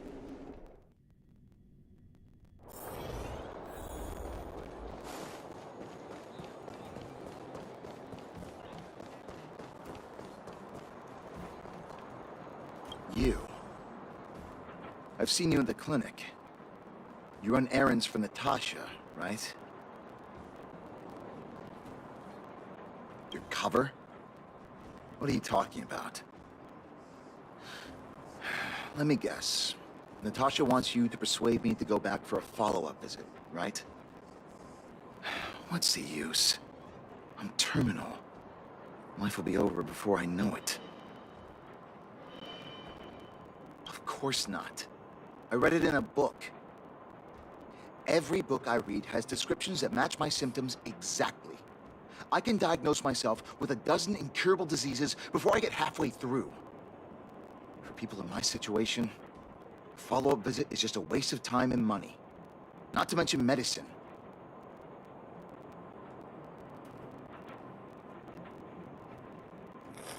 Are you serious? What else is there to say? Natasha was seeing me free of charge.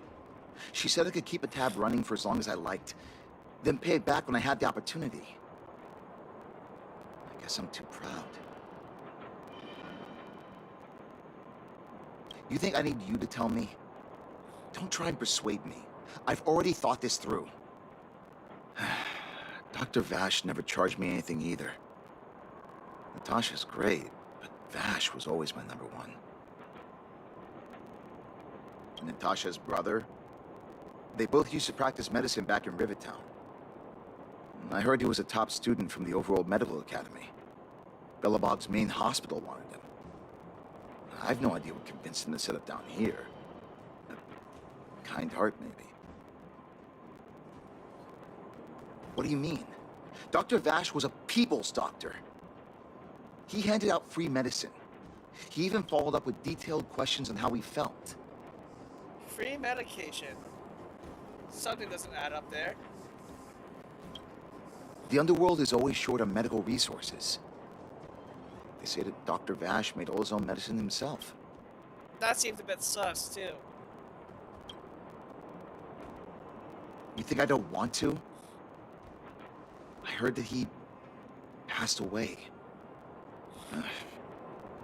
I should keep my voice down. Don't go telling anyone else about this next bit. I won't. I heard that Natasha had something to do with Dr. Vash's death. They say she was jealous that her brother had stolen her patients, so she... That's horseshit right there. And you believe that? It's just something people were saying. I don't think Dr. Natasha could do something like that. Forget I said anything. Since Dr. Natasha sent you over specially, I'll do her a favor. I'll go to the clinic for my follow-up a little later. Bye for now. Avoiding a follow-up visit due to money issues. I should find another patient to talk to.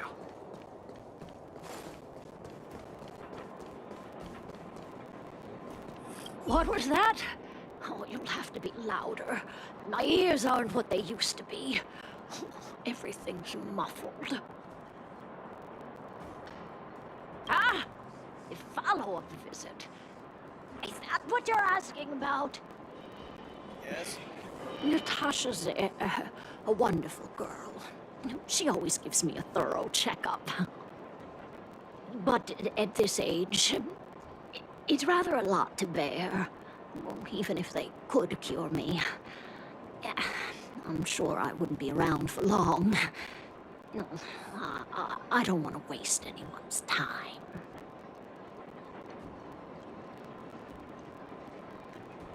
Not for youngsters like yourself. When you get to my time of life, good health is a bit of a luxury, I'm afraid. My husband had the same illness as me, but he never touched the medicine. He wanted to make sure I had enough. Then, one day, he said he needed to take care of some things at the mine.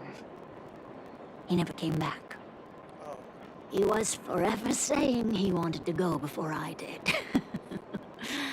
Ah, selfish old fool. I miss him. Now that he's gone, who cares how long I stick around?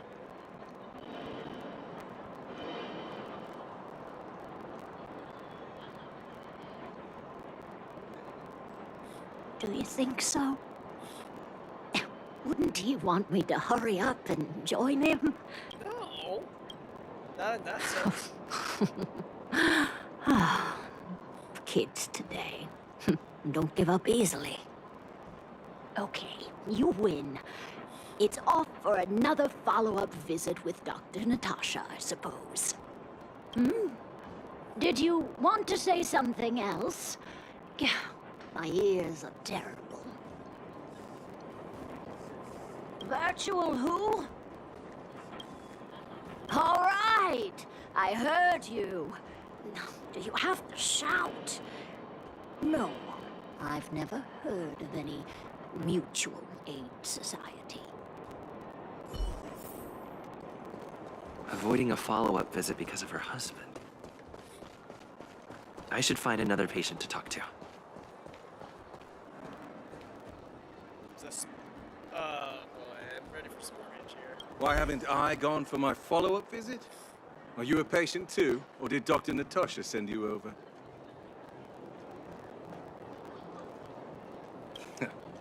You should head on back then. Thank Dr. Natasha for her concern. I don't need Dr. Natasha's help now. Tell her to save her worries and medicine for other people.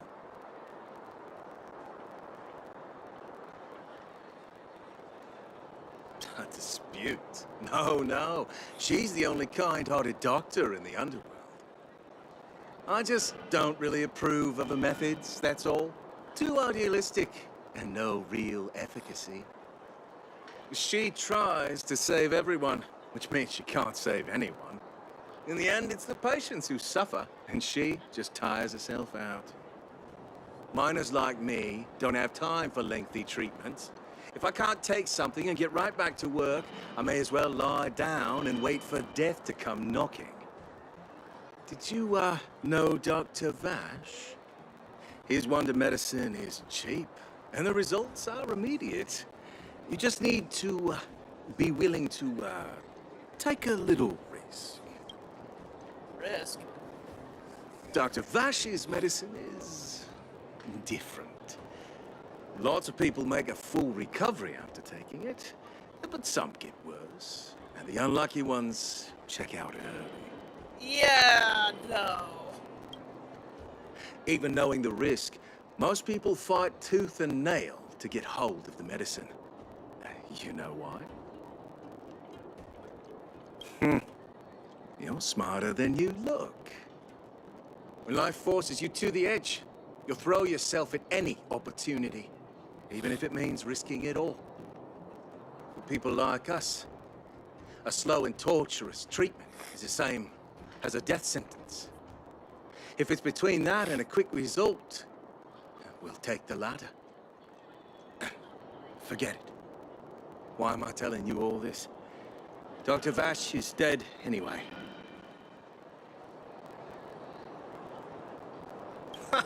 What? Now you're interested in the wonder medicine? Listen up. The Complex Illness Mutual Aid Society is still selling that medicine. I can tell you where they trade, but there's a rule. You must not tell any of this to Dr. Natasha, you hear? If you break the rule, you'll face the consequences. Bring it. Yeah, take this. It's the address. A final warning. Do not reveal this information to Natasha. I know where to find the wonder medicine. What should I do next? That patient didn't want me to tell Natasha about this. Should I listen to him? You know what I'm gonna say, sod it. Yep, I'm going to tell her.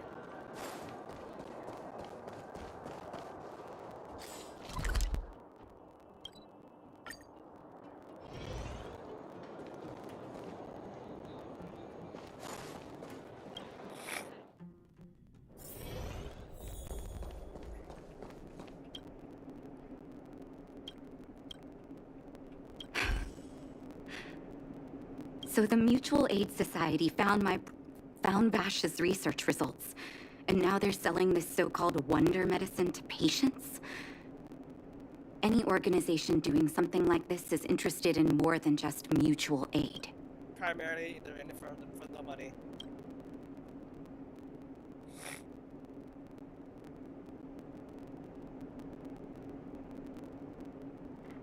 I'm not surprised. They'll know that I'm completely against them using this wonder medicine. What Vash left behind is nothing more than reagents and experimental byproducts. The word medicine doesn't apply here. I warned the patients countless times, but seems like they had their heads in the sand all along. No wonder they kept the Mutual Aid Society a secret from me. Thank you. Those patients weren't exactly singing my praises. Thank you for having faith in me. If you're curious about Vash's wonder medicine, you should ask some of the patients in the clinic. See what they have to say about the effects.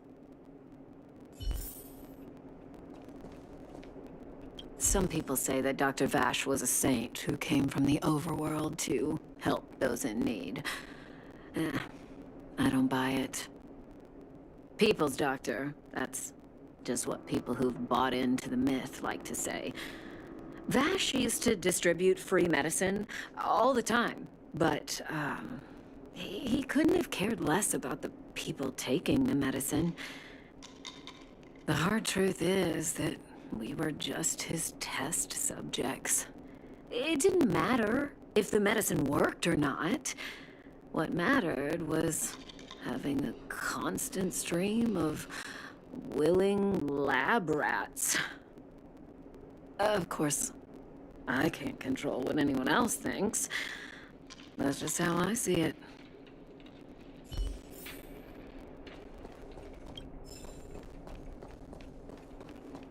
The medicine Vash left behind?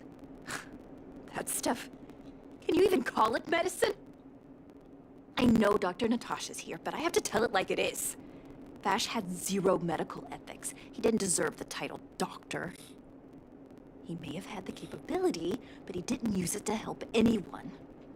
Whenever I went to see him, he never even asked about my illness. He just prescribed me his so-called wonder medicine. If it were you, would you have taken that medicine? Oh, hell no.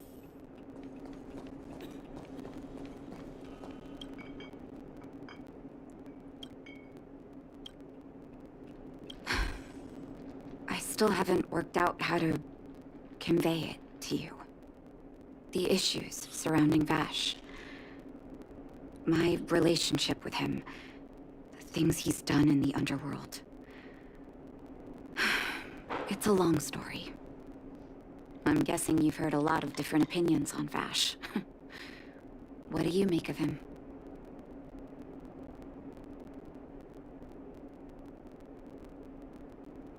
I want you to go and visit another patient, a victim of the wonder medicine. I want you to see the real consequences of abusing that medicine. Once you've understood her situation, come back and tell me what you think. After that, I want to ask for your help again.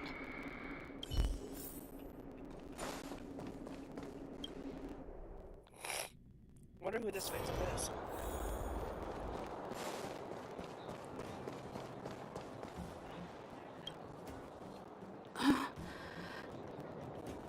Who are you?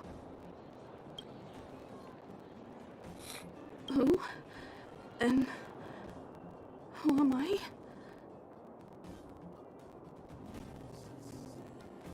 Where's my husband? And where's my child? Where are they? You know where they are, right? You don't know. They don't know. Nobody knows. Amnesia. Where? Severe amnesia. Where did they go? Come over here, child. It's best to leave that poor lady in peace. Let me explain.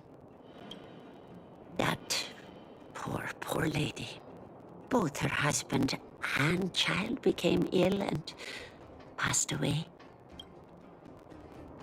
I'm guessing the medicine is supposed to be like a depression thing, antidepressant. But the side effects is she lost all of her stuff. her memory became an amnesiac. But that's my speculation. I'm not a medical expert.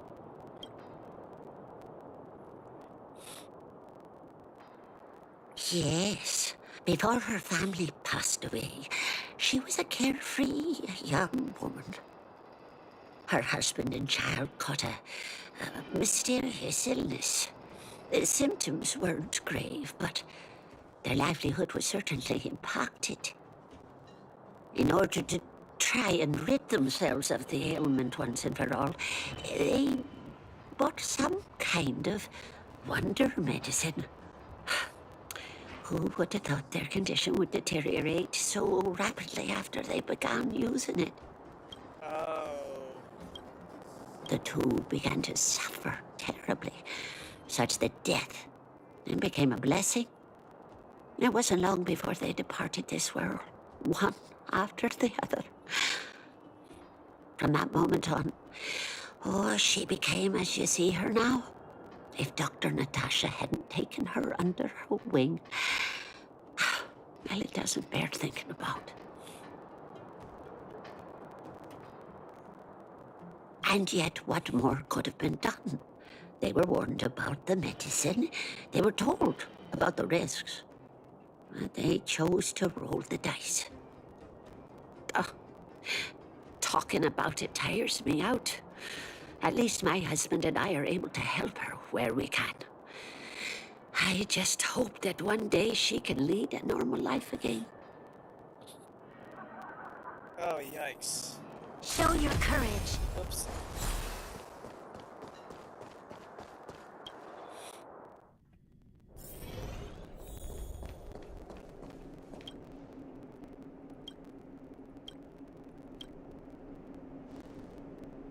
Did you speak to her? Yes. By the look on your face, I'm assuming you've come to understand the wonder medicine all too well.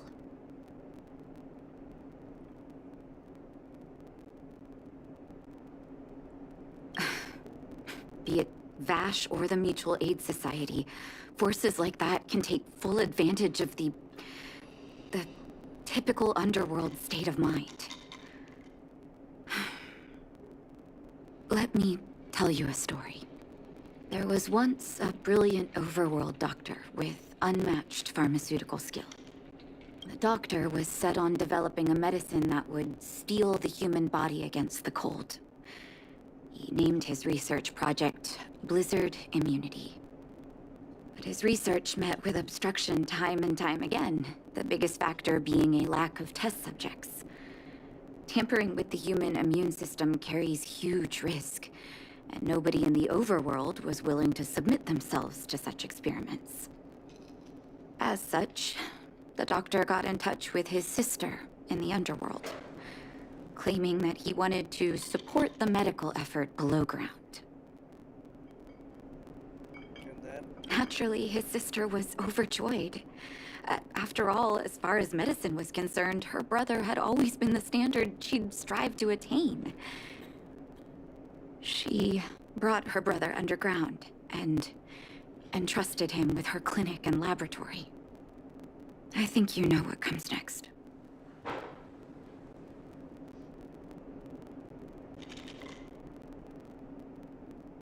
Issuing free medicine to the needy was just Vash's way of conducting experiments on his test subjects. On some level, his reagents were able to alleviate the patient's suffering, but nothing more.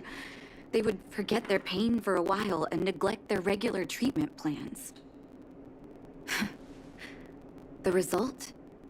Patients with mild illness would attribute their recovery to the so-called wonder medicine, while patients with serious illness would quickly deteriorate, and sometimes die.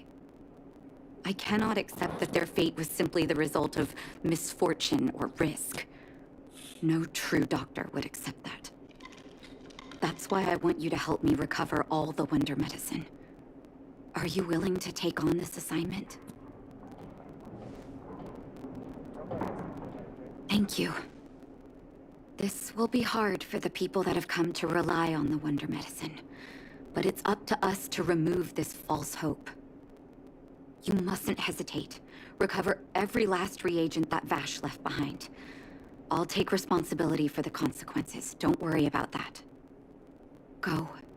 I'll be waiting for the good news.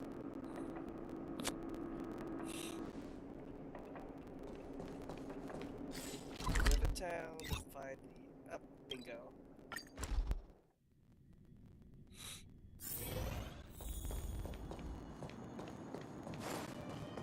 Of course, have to deal with vagrants. Stop right there! No one's allowed up ahead. You sure? Who are you trying to kid? You're that clinic woman's lackey. Did you think the Mutual Aid Society didn't have its own intel? She's after our medicine and sent you here to smash the place, right? Men, look lively and send this idiot packing already. There goes peaceful negotiations. Zila, you know what to do. Don't mess with me. I'll end your misery.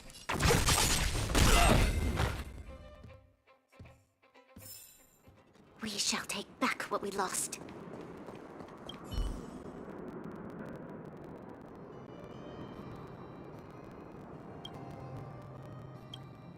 Well, look who we have here. Your reputation precedes you, outsider.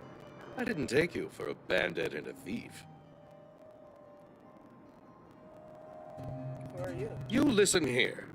I'm the president of the Complex Illness Mutual Aid Society.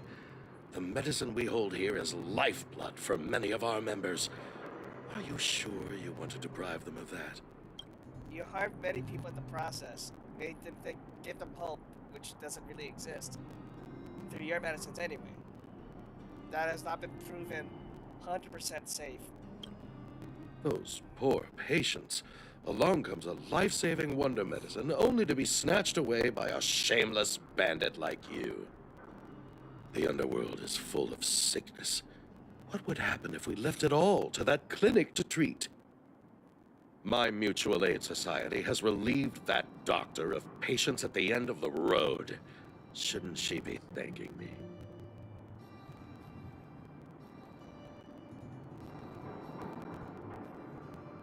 Yeah, Natasha would never ever give on a patient, and she never worked with an imposter like you. Seems like you are quite bent on dismantling our operations, aren't you? Yep. Fine. Seeing as you came all this way, it'd be rude not to give you the opportunity. Men, seize the medicine thief. Bring it. What a headache.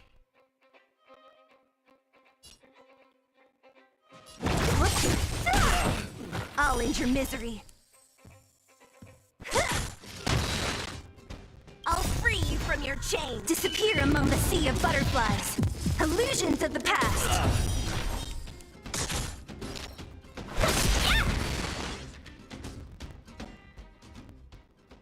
Blast it! What did we ever do to you? Why are you taking away our moneymaker? Moneymaker? So you admit it then? You're not in this to save lives, you're in it to get rich. Uh-huh. What are you doing here? Oh, as if we didn't have enough trouble already. Selling fake medicine with false kindness. You should have expected trouble to find you sooner or later.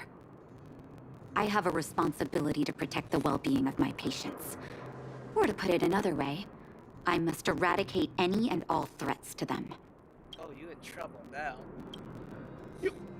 You can't save everyone. The underworld is teeming with sickness. How could you possibly pull it off? You're right. I can't save everyone alone. But if I must, I would sacrifice food and sleep to treat them. The debt that Vash owes to the underworld rests with me. All I can do is help everyone to the best of my ability. To the very end. So stubborn. In that sense, you're no different from your crazy brother. I'll take that as a compliment. Thank you. Your actions today have saved many underworld families.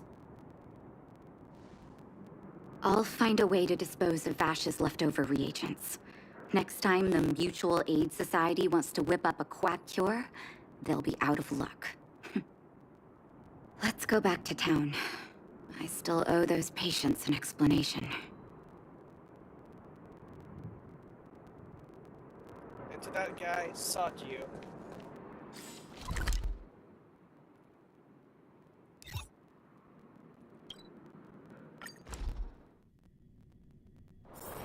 If there's nothing pressing, let's take a walk. Uh-oh. It looks like the patients have surrounded Natasha. Let's hear what they're saying. What are you saying, Doctor? The wonder medicine is out of supply? Correct. That medicine is a wolf in sheep's clothing. Wildfire has cut off the supply chain. Your ailments need rational, scientific treatment. Relying on pseudo-medicines will only worsen your condition. Rational and scientific, huh? The way I see it, you're just jealous you lost your patients. How dare you speak to Dr. Natasha like that? Where are your manners? Can I give him a smack in the head, please? Ma'am, please think for a moment. How can you still be siding with her? That wonder medicine was working fine for us, and now it's gone because she wants it to be? How can she? I understand your anger, but as your doctor, I ask you to trust my judgment.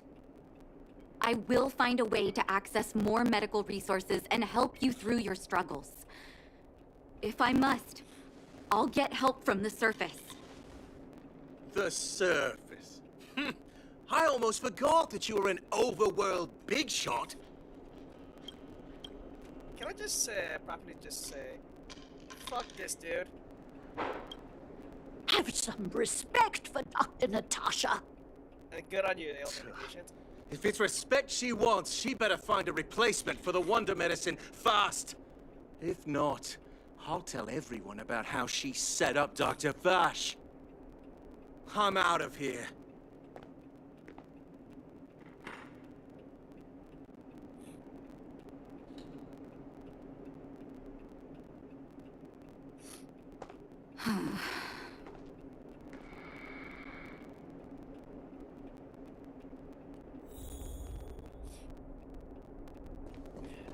You all good there? Matt? Oh, you're here. I apologize. That must have made for uncomfortable viewing. Are you okay? I'm okay. If I were in his shoes, I may well have had the same reaction. Now I need to focus on treating the patients and dispelling their doubts. Let's leave it for now. I'll feel a lot better once I've gotten rid of this mess that Vash left us. Now's as good a time as any to tell you Vash's whole story. If there's anything you want to know, don't hesitate to ask. No, but I used to think we were so close that we may as well have been. I, actually grew up in the orphanage. It wasn't until I was adopted by an overworld family that life changed for me. My adoptive mother always saw me as her own flesh and blood, and Vash loved me like a sister. That is while we were still young. My adoptive parents belonged to a prominent medical family. As kids, we were exposed to all kinds of medical texts. When we were older, both of us got straight into Belobog's medical school. We were on a path into the medical profession. He was gentle and introverted. But when it came to work, he could be absurdly obsessive, like a completely different person. Whenever I made a mistake in an experiment, he'd bite my head off. And then a while later, he'd apologize and comfort me. He was conflicted in that way. I didn't know he had leftover reagents in Rivet Town. I was shocked when you told me. If you fail to make a clean break with the past creeps up on you. pass away? That's a long story. Ever since he was little, Vash had always wanted to develop a medicine called blizzard immunity. He saw the human body's vulnerability to cold as a disease, and wanted to cure it so that humanity could survive the eternal freeze. If he succeeded, people would be able to leave Belobog and rebuild their homes in the snow plains. Do you believe it? Do you share his vision? To be honest, I never understood how he'd achieve that blizzard immunity. But I do admire that vision and perseverance. I always chose to believe him, ever since I was a kid. I knew his research in the overworld wasn't going well. I used to write to him and ask him to come down and stay with the kids in the orphanage for a while. I thought it might help take his mind off his research. But I was too young to know what long-term frustration could do to a person. It changed him in a terrible way. Changed him? During his stay in the underworld, he met patients affected by fragmentum corrosion with mild symptoms. Compared with non-patients, their bodies reacted differently to hot and cold. And that fascinated Vash. He began to simulate mild fragmentum corrosion, thinking that it could lead to breakthroughs in developing blizzard immunity. Oh. Those reagents of his aren't cure-alls for critical illness. That doesn't exist. Vash made the reagents to mitigate the suffering of his patients in the short term. A convenient way for him to observe changes in his test subjects. But behind my back, he had been doling out the reagents to residents who were kept in the dark. When it finally struck me that something was wrong, his terrible research had already turned him into a madman. He lost his last shred of humanity. Indeed. And it all happened under my nose. How ridiculous. My judgment was clouded by trust in a loved one. When his experiments were exposed, I spent a long time with Oleg discussing how to handle the aftermath. This was shortly before the underworld was sealed off. There were hardly any Silvermane guards remaining. We spent ages trying to find a way to handle Vash. In the end, Oleg suggested that we banish him and permanently deny him access to the underworld. Had his victims found out the truth, Vash would have been torn to pieces by furious underworlders. I was young and weak at the time. Oleg must have worried about how I'd react to such a scenario, or he wouldn't have suggested banishment. You two did the right thing. I hope so. The day I learned the truth was the day I no longer recognized my brother. Oleg and I took Vash to the overworld. He made his final request to us. To take him outside the city to the snow plains he'd always wanted to conquer. His figure gradually disappeared into the snow curtain. I've been telling myself that Vash is dead ever since. Forgive me. I'm not good at telling stories. Vash was a terrible brother and a worse doctor. That's all you need to know. Let's call it a day. Thank you for cleaning up the mess my brother left behind. Here, for your trouble.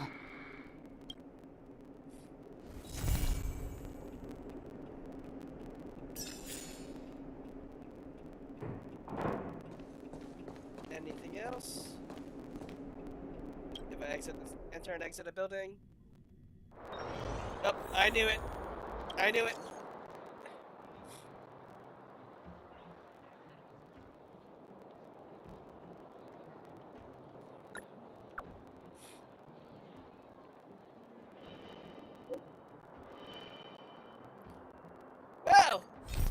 how this stream just got extended a little bit further?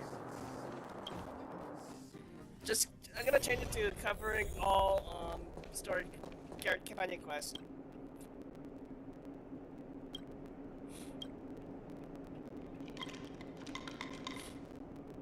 Can I talk to you for a moment? I have a favor to ask. Something rather personal.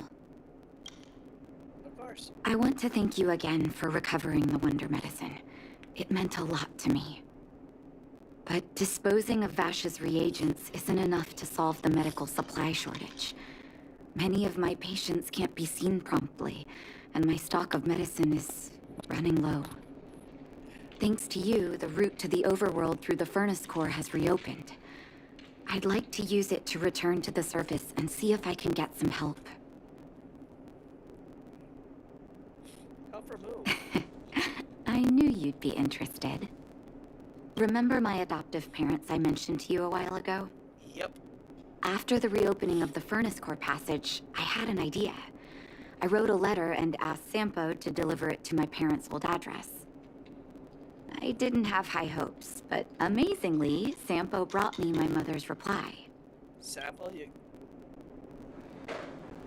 built some trust, but I still don't trust you completely. A rare occurrence. That's exactly what I thought when I got her letter. Mom said they still live at the old house, but they're not working on the front lines anymore. They should still have some connections in the medical school and the hospital, though. If I'm lucky, maybe I can convince them to send extra medical supplies to the underworld. Of course, that's not the only reason for me to go back to the surface. I can't wait to visit my parents again, and I can tell from my mom's letter that they feel the same. If possible, I would like you to go with me. Of course. Wonderful. That's such a relief. I've sent another letter to my mom telling her to find us near Fountain Plaza. Don't worry, I know my way around the administrative district. Alright, it's back to the surface, so... I have a feeling this quest would have been blocked off until I completed the rest of the main story, so let's go ahead and continue this.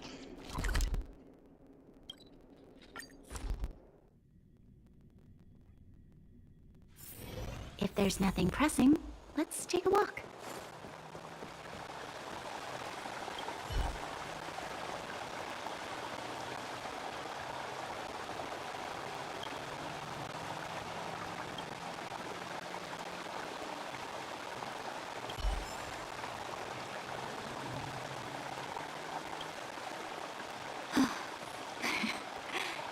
This place doesn't seem to have changed much from what I remember. Oh, there you are. Sorry, I got distracted watching the crowds. Look at the busy flow of people. Life in the overworld carries on as usual, as if nothing has happened. We're a little early. I've got an idea. I want to buy my mom a gift. You're more of an overworld local than I am now. Any suggestions?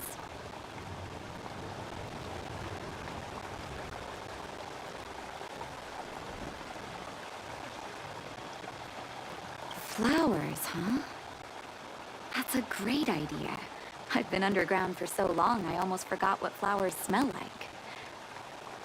Flowers it is, then. Can you lead the way?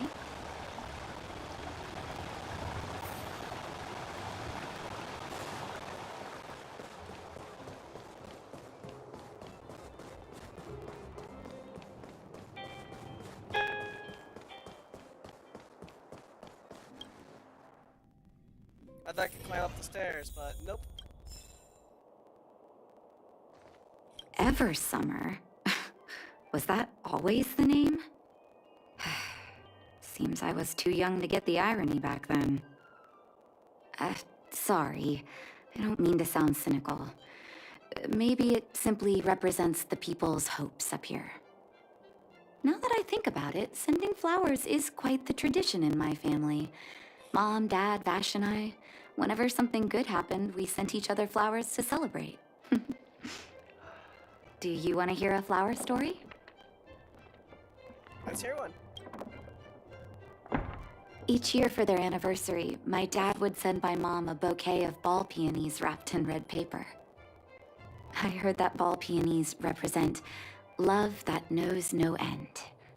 It does fit their marriage. My father is a famous surgeon in Belobog. Because of his fame, people in medical circles paid great attention to his surgeries. He always had a lot of stress to deal with. Each time he finished a tricky operation, my mom and I would buy a single stem of sunshine and then pin it on the chest pocket of his apron. Sunshines represent warmth and love of light. For patients on the verge of death, my dad might have been the only light to penetrate the darkness around them. Vashes? Vash. Out of everyone in my family, I think he probably appreciated flowers the least. Still, I remember the day he received his offer from the medical academy. My parents took me to the florist, and we bought him the most expensive marquise stem in the shop. When we gave him the flower, he failed to hide his smile. You can't imagine how hard it was to get him to smile. And what's your favorite? As an orphan, I never knew my birthday. My adoptive parents took me to the overworld and made the day I joined the family my birthday. And each year on that day, my parents would give me a bouquet of first snow. The number of stems represented how many years had passed since I joined the family. I only found out later that first snow represents beautiful memories. My parents gave me a beautiful childhood, and I still haven't had the chance to thank them for that.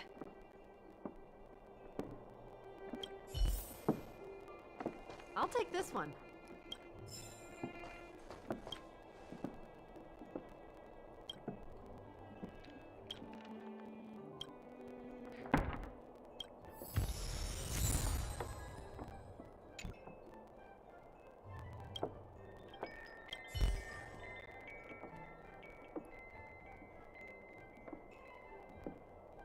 Oh, ball peonies, is it? 1 second. I'll get it ready for you. Well, we're dealing with the mother, so yeah. There you go. Sorry for the wait.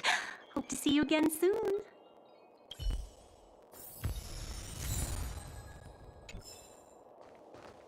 All done? May I have a look? Ball peonies. Nice pick.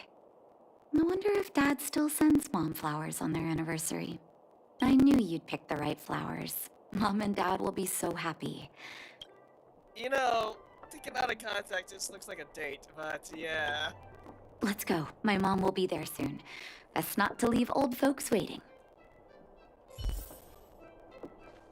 I'll take this one.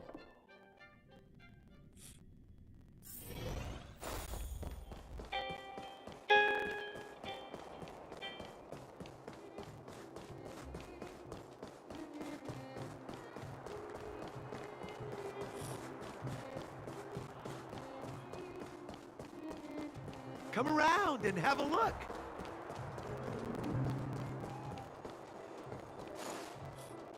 Mom! Nat? Nat, is that you? Oh, come here, my darling.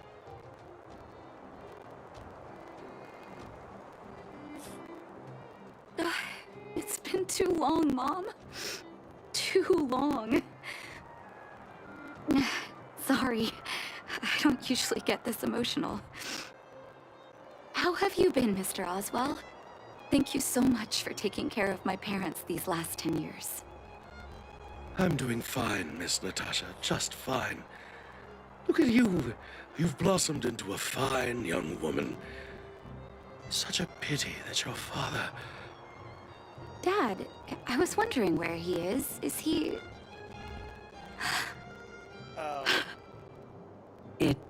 was 3 years ago, Nat. No need to be sad. He passed away very peacefully.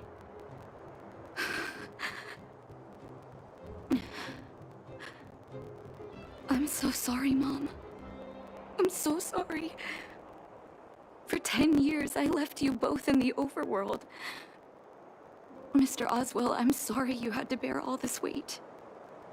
Don't be, my dear. It is my honor to look after your parents. It's not your fault that they sealed off the passage between the surface and the underground. Don't be so harsh on yourself, daughter.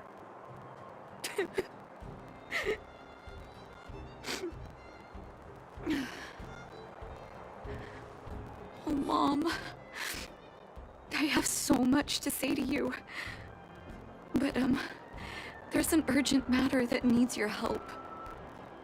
I apologize. I wish this were a happier reunion. But there are too many suffering with sickness in the underworld. You're the only person I can go to for help. Oh, there's no need to apologize, my child. I've heard of your deeds down there, and I know you've saved many lives. Your father?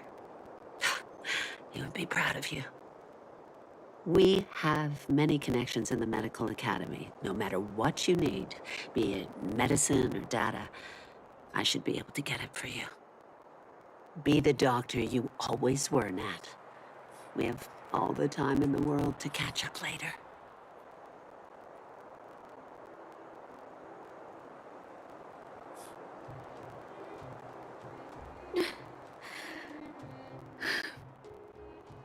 She's a great mother. She's always been there for me. With her help, we'll be able to ease the underworld's medical supply shortage. That's good news for patients who'd lost hope. I really wish I could spend the whole day talking to her about the old days. But sadly, now is not the time. Let's head back to the underworld. We need to spread the good news. Miss Natasha, one moment, please. Huh? Mr. Oswell? I thought you headed back home with Mom. How come... I apologize, Miss Natasha. As a matter of fact, there's something I have to tell you in person. Something that Mom isn't supposed to know? You haven't changed a bit. Smart and sensitive. The fact of the matter is, in the first 2 years after the passage was closed off, I received many letters from Master Vash. What? Letters from Vash? Are you certain, Mr. Oswell? And I'm not trying to listen to this, but I see this. I'm going to interact with it after the stream. Unless there's another thing that Of comes course, up. miss. I recognized his handwriting. You'll see what I mean when you read the letters yourself. Actually, those letters were intended for your eyes only. The delivery address was the underworld, but because of the sealing off of the passageway, the letters were sent back to your old house, to me. I don't understand. Did you not show them to my parents? I'm sorry, miss. I opened one of them out of curiosity. Master Vash stressed in the letter that your parents must not know what happened to him. That's why I put the letters in a secure place, waiting to hand them to you when we could meet again.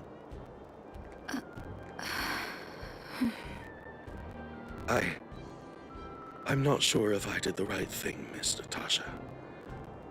I just didn't want your parents to feel that their son was so close and yet so far away. Oh, right. Do you have the letters on you, Mr. Oswell? Let me take a look. Of course, here. You can tell it's the young master's handwriting.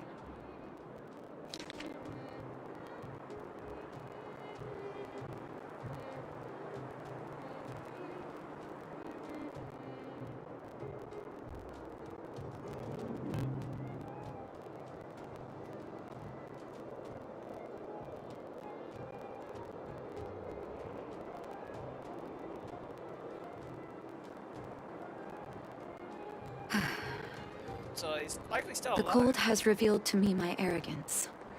How can a child who grew up in warmth ever begin to comprehend a cure to bitter cold? Vash didn't give up on his research into blizzard immunity, even after he left the city. I live in abandoned houses under broken roofs and continue my experiments. One step after another, I've made breakthroughs. I'm trembling, not because of the cold, but because I can feel I'm getting closer to the answer I seek. If what's in here is true, then Vash must have built a lab somewhere in the snow plains, and even made progress in his research. But how can that be? Do you believe it? There'd be no point in him lying to me in the letters. Still, it's possible he may have gone completely insane before he started writing them. I need to leave the city to recover my brother's research data. Are you willing to come with me? Sure thing. Leave the city? You are taking too much risk, Miss Natasha. I know, Mr. Oswell, but I have a hero with me. He saved the underworld. I'm sure he'll protect me, right? Vash, it's been so many years. Are you still alone in the blizzard? Oh, ignore me. I'm just talking to myself. Let's go. It's time to face my past head-on.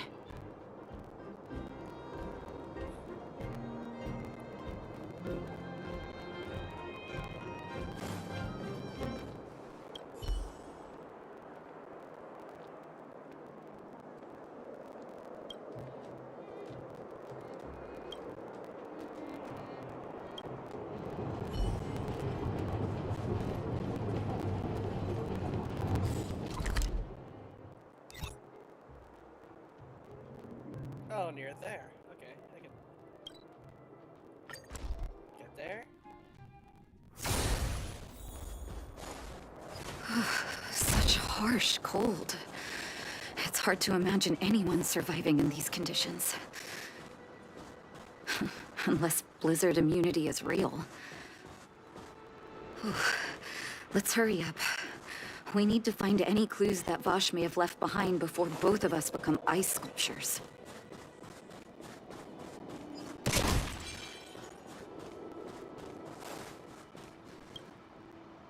Here, this looks like lab equipment.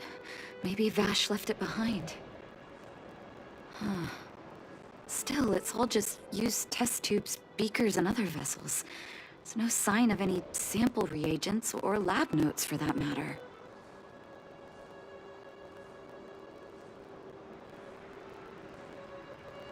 Oh, I know my brother. He's meticulous when it comes to medical experiments. There's no way he wouldn't document his results. I want to go deeper into the snow plains. Can you press on any further? Gosh, the temperature keeps getting lower, but we can't give up halfway.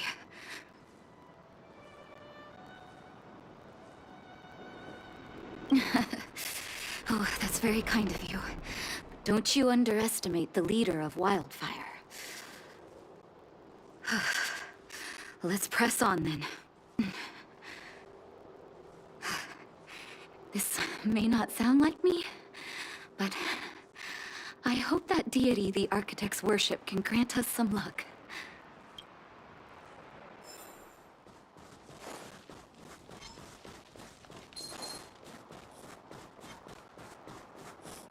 Oh, great.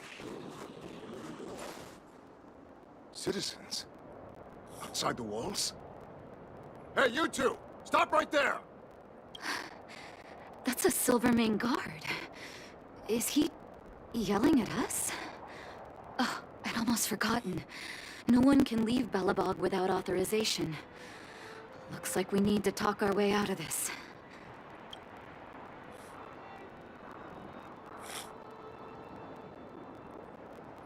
I can't say you sound suspicious, but I can't just take your word for it either. Captain, look at her necklace.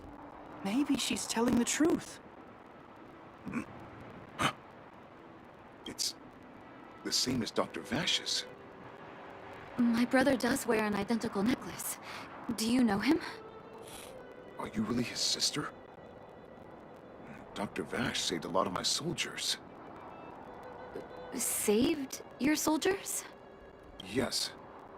Take a look at the guards patrolling outside the city. All of them are risking their lives. Aside from the monster-related casualties, we lose men to frostbite every year. But thanks to the medicine the doctor leaves us, my soldiers are able to withstand the cold. They can make camps in the snow plains as footholds for our patrols. If it weren't for the doctor, we would have long since frozen to death. Medicine. Blizzard immunity. Where is Vash now? You don't know. Dr. Vash is elusive. My squad only met him once, and he didn't seem like the talkative type. He leaves the medicine at specific locations, and our patrols go there to collect it. The medicine is extremely potent. A small vial could keep someone warm for a week. Speaking of the doctor, it's been a long time since we last saw him. At least 2 or 3 years. I hope he's alive and well. So he really did have a breakthrough in the snow plains. Oh, did the medicine have any side effects for you? Side effects? Not that I know of. If there were a problem, it'd be that we couldn't go back to the city until the effect had worn off. Because the city would be too hot for us. We'd break a sweat just sitting idle. Thanks for the information. We're planning to head deeper into the snow plains to find my brother. Seems like you made up your mind. I'd really like to send some of my men with you, but we can't leave our posts. Here, take this medicine. If what you two told me is true, I'm sure you're more than capable of handling yourselves out there. Thank you, Captain. We'll take it with us.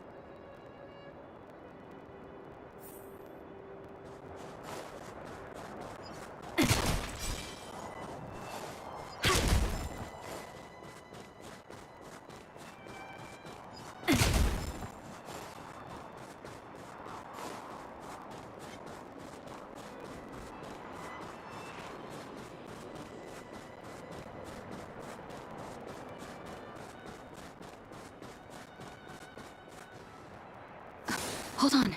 That's a big guy over there. Did you see that? There's something on the monster's back. Oh, the blizzard immunity. Shall we drink it? It's your call.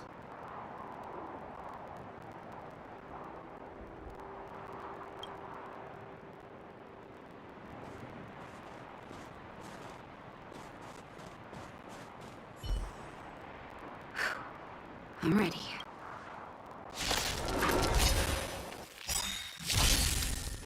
Great.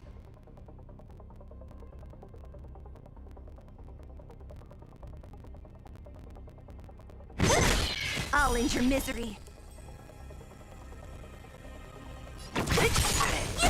Welcome, customers.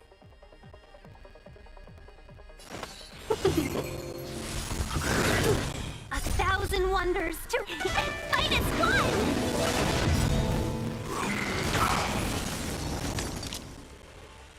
Lend me your strength. What a headache. Who's next?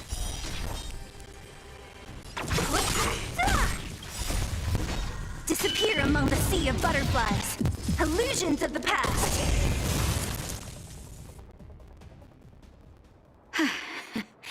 It's done. That was my first time seeing you in battle. You've got some moves, don't you? No wonder you were able to save the underworld. Let's have a look over there. My gut tells me we should find something connected to Vash.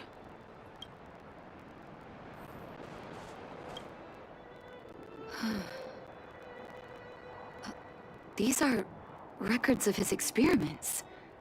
It's Vash's handwriting. This must be the location of his final lab. Come have a look. His last experiment was nearly 2 years ago? What happened after that?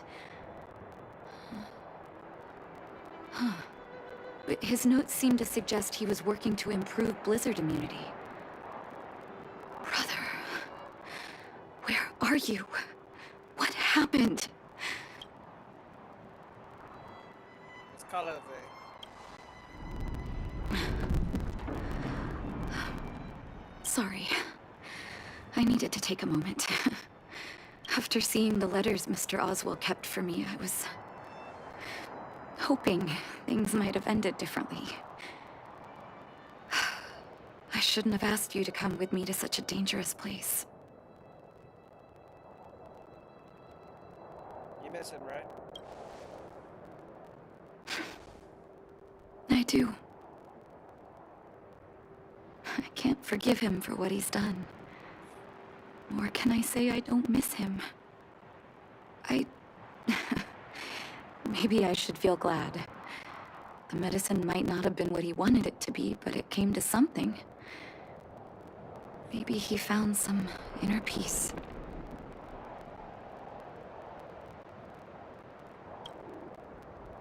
They'll remember him as a murderer, as someone whose evil experiments brought great harm to the innocent. Vash doesn't deserve to be remembered as a doctor. I know that very well. But maybe this blizzard immunity can now bring benefit to others, even if it was made by a monster. Human beings really are conflicted life forms. They sure are. What now? I'll take his records and data with me, and continue what he started. One day the world will see a perfect blizzard immunity.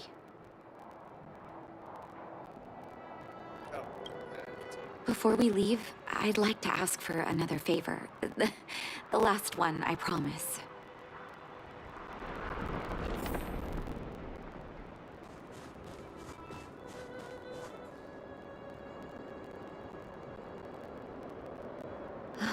That should do. Hope it can withstand the snow.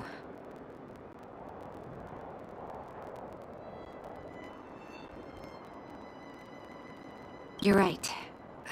Let me think. Here lies Vash. My brother. That'll do. Thank you for helping me. I feel like a great weight has been lifted. So long, brother. Hope you don't forget Dad's teaching. A doctor does not get to choose his or her patient, my children. Remember, never say no to those who come to you for help. Never.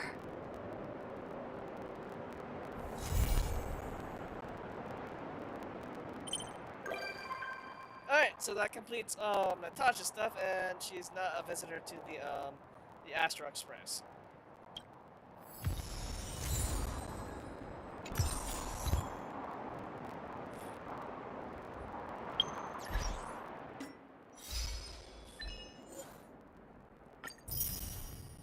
Oh, what's this?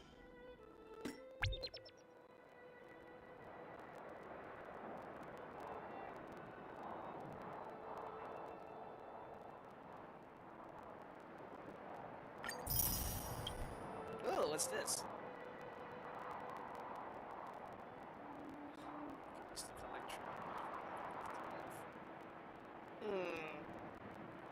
Oh, we'll look more into this. But other than that, I have no other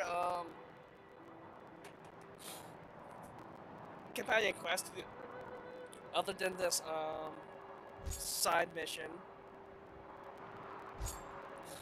This I'm gonna have to do later. The side mission and the equilibrium thing. Yeah, so not much to do here, so I will end it here. Likelihood the next thing I will cover in terms of Star Rail is the next, moving on to the next relic and continue its story there. Other than that, thank you for tuning in, and we'll see you next time for Honkai Star Rail. Oh, and Genshin has an event that's coming out tomorrow, which I will see if it's voiced. If it's not, I'll do a brief recording on the PC for that. Alright, look forward to that, and we'll see you next time.